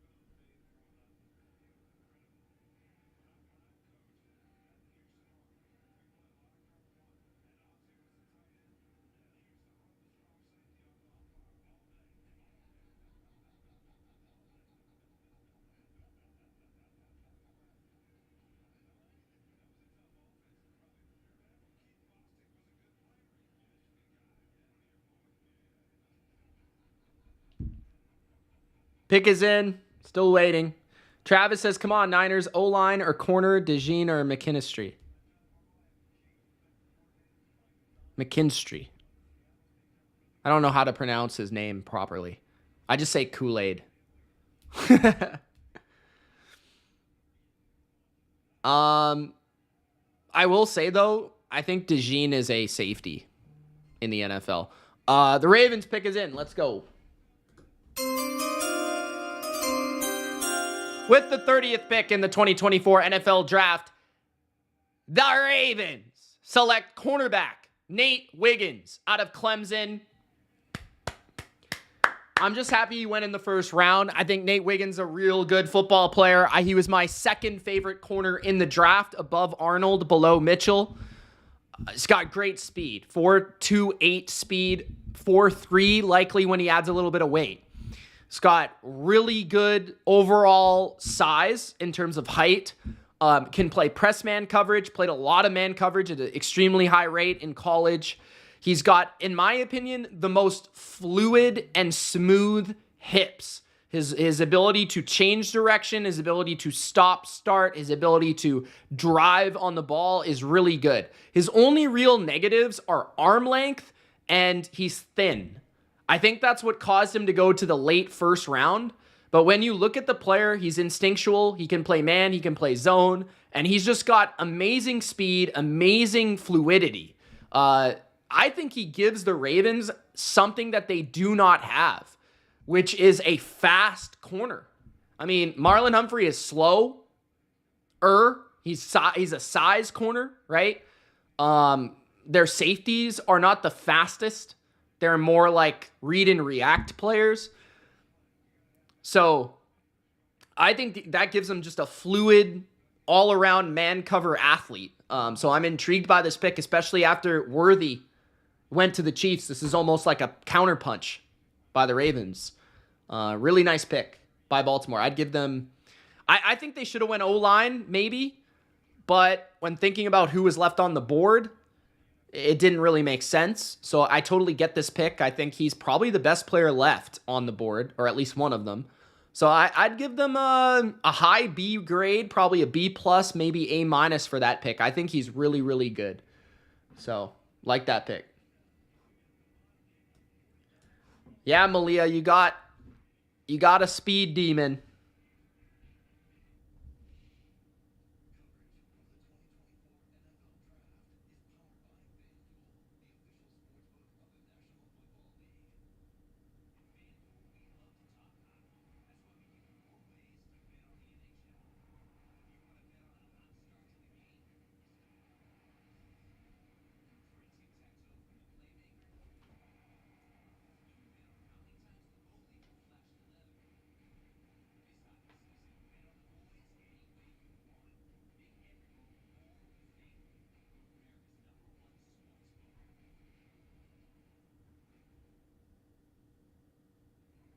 All right, what do the Niners do at 31? Do they trade back? Do they pick Cooper DeJean here? Do they pick an offensive lineman here? Do they pick a receiver here? Do they pick Newton, the D tackle, at this spot? I'm trying to think of who's still available. Frazier, a center.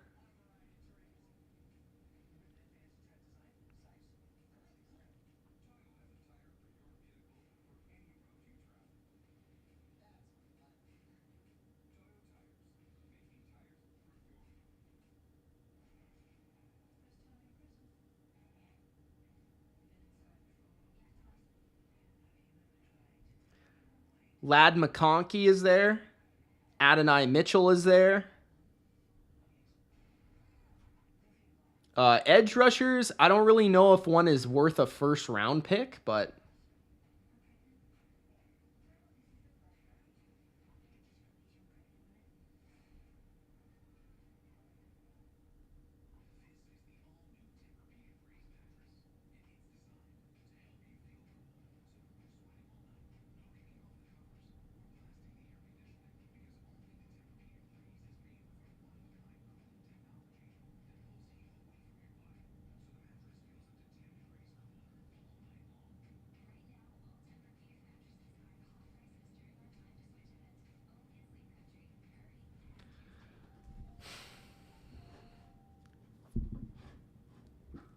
Buffalo doesn't really have a great receiving corps with or without Worthy, to be fair. Yeah, I think they should have picked Worthy there, but hey. Maybe they like Mitchell out of Texas.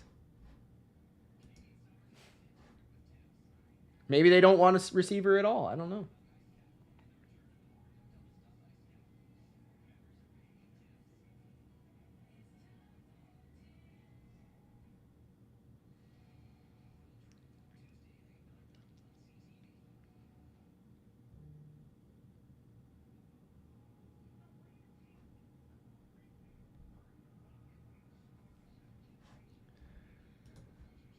Uh-oh. It appears the Niners are taking a receiver.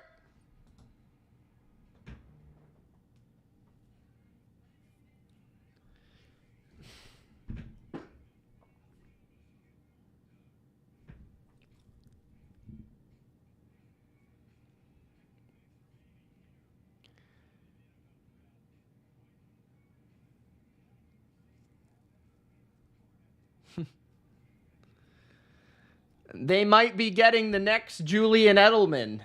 Let's just say that.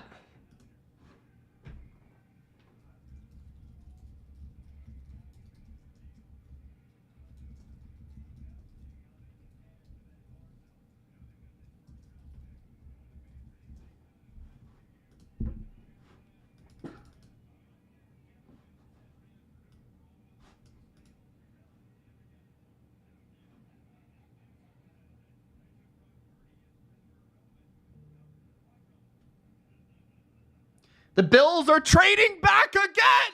They're doing it again. Is it to the Patriots? Please be to the Patriots.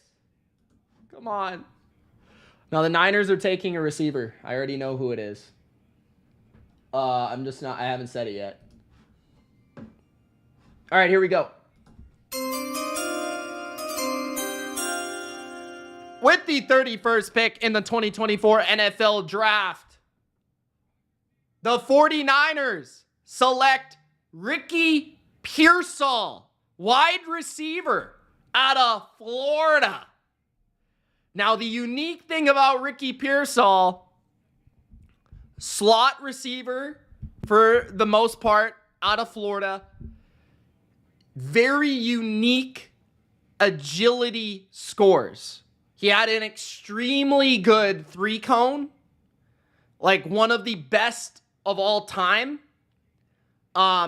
Incredible hands. And, hey, Kyle Shanahan played receiver at Texas. He knows how to scout receivers. 6'1", 189. He's got great hands, great short intermediate route running, and just his ability to set up defenders with that agility and change direction is very, very unique. I would compare him to, like, he's kind of like, in terms of measurables, he's like a taller Edelman to me. The way that he runs routes, the way that the quickness that he offers. This is interesting because I don't know if he is a 1-for-1 replacement for Brandon Ayuk. I think he can play outside, but I'm not 100% sure if he's an outside type guy. I think he's more of a slot guy. But it will be interesting to see. But he's got great hands, great route running, great quickness. ASU from 2019 to 2021, he actually played with Brandon Ayuk, I guess. I didn't know that about him. Then he transferred to Florida and was very, very good at Florida. So that's an interesting pick. I like the pick. I liked Pearsall. He's my 8th best receiver in the class. And very easily could have been 6th. It was very close between those guys. But it does feel like they're gonna trade a receiver. The one receiver that I would say that Pearsall more replaces, I would say it's probably Debo. But I don't know. Like, I could see where they would replace Ayuk with him as well. So it does appear that they might be trading Brandon Ayuk. The Carolina Panthers have traded into the first round with pick number 32, guys. The Carolina Panthers are on the clock. They likely will be selecting a receiver, I would think.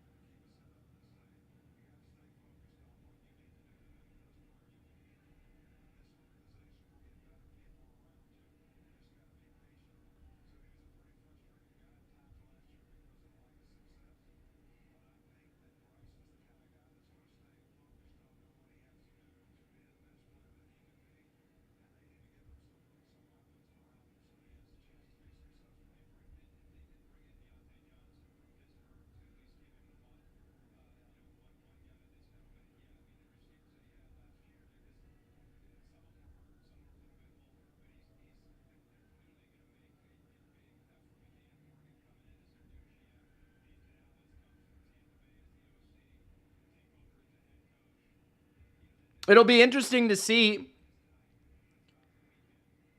who's getting traded. The Niners are trading someone. Hopefully to the Patriots tomorrow at pick number 34. But the Bills will have pick number 33. Maybe even the Bills will trade for Brandon Ayuk. We'll find out. Cooper DeJean fell out of the first round. Yes, he did. I know the pick for the Panthers. It's not Cooper DeJean. Caesar says unless the Panthers pick him. Yeah, he's not getting picked.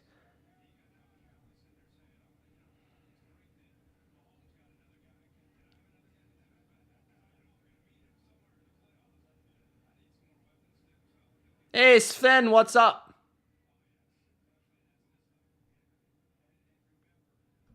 Ayuk to the Patriots. Let's go.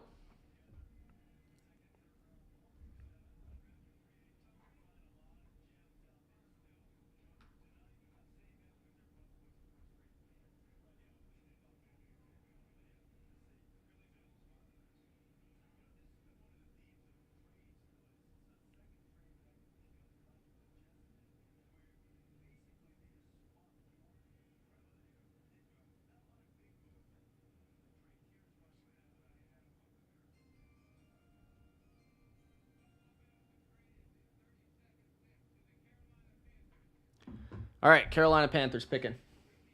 With the 32nd pick and the final first-round pick of the 2024 NFL Draft, the Carolina Panthers select wide receiver Xavier Legette out of South Carolina. A big-framed, big-bodied, explosive vertical receiver, Xavier Legette. I personally had him as my 10th best receiver in the class. I do see a lot of upside with him, but I also still see a lot of raw nature. He was a bit of an older prospect due to the off-the-field stuff that happened in his life, including his parents both passing away, I think, from a motorcycle accident. But last season, he was highly productive out of South Carolina. 71 catches, 1,255 yards, 7 touchdowns. Another Carolina guy goes to the Carolina Panthers. 4.39 40 at a big frame, thick body. Good after the catch receiver, kind of has some A.J. Brown, Deebo Samuel qualities to him, but he's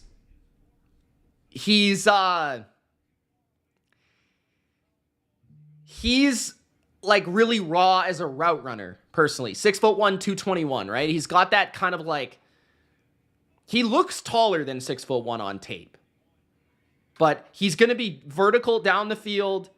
You know, the ability to get downfield, make contested catches. He's really good at that. And he's hard to press because he's so big and he's so physical. So I don't love him because he doesn't turn very well. His route running and his agility is not exquisite in my opinion. But if you put him on the right route tree, I could see where he could succeed. Yards after catch, vertical route tree. That's where he's going to be successful. I was personally kind of fearing this pick for the Patriots because I didn't like his fit in New England. I'm intrigued to see how he fits in Carolina because they do have a coach that comes from Tampa. Obviously, Jason Light. He saw Mike Evans. Legette could be used in a similar fashion to Mike Evans. I could see that. He just needs to work on his route running, in my opinion. But if he can work on that, I could see the upside. It's worth a shot. I would have had Ladd McConkey above him, though, and I would have had Adonai Mitchell above him as well. It'll be interesting to see where those receivers go in the second round, though. He needs a lot of refinement. Definitely, Anthony. I'm not sold on him, but I certainly see it. It's just kind of like one of those tricky things. I don't think he has the agility that A.J. Brown has, which scares me. But the Bills will be on the clock in the first pick in the second round. The Patriots will have the pick after that. There'll be plenty of Brandon Ayuk madness, plenty of Brandon Ayuk rumors, Deebo Samuel rumors. Will a team make a trade like the Bills or the Patriots for that player? We will see. Yeah, guys, this has been round one. I appreciate everybody tuning in. Gronk, spike the like button if you haven't already.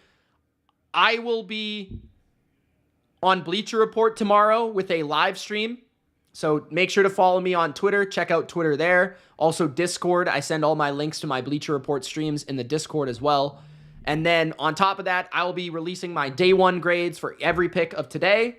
And then tomorrow, I'll be releasing my day 2 grades for every pick on day 2. Elvin says, which wide receiver would you prefer the Patriots pick? I would say Ladd McConkey, if it was up to me. Mitchell scares me a little bit for off-the-field reasons and kind of like effort reasons, but I wouldn't hate that pick either. He's got a lot of upside. McConkey I like a lot. And then after that, I think there's a clear kind of tier gap. Because Pearsall is in that group for me as well. And I was surprised that Leggett and Pearsall went in the first round.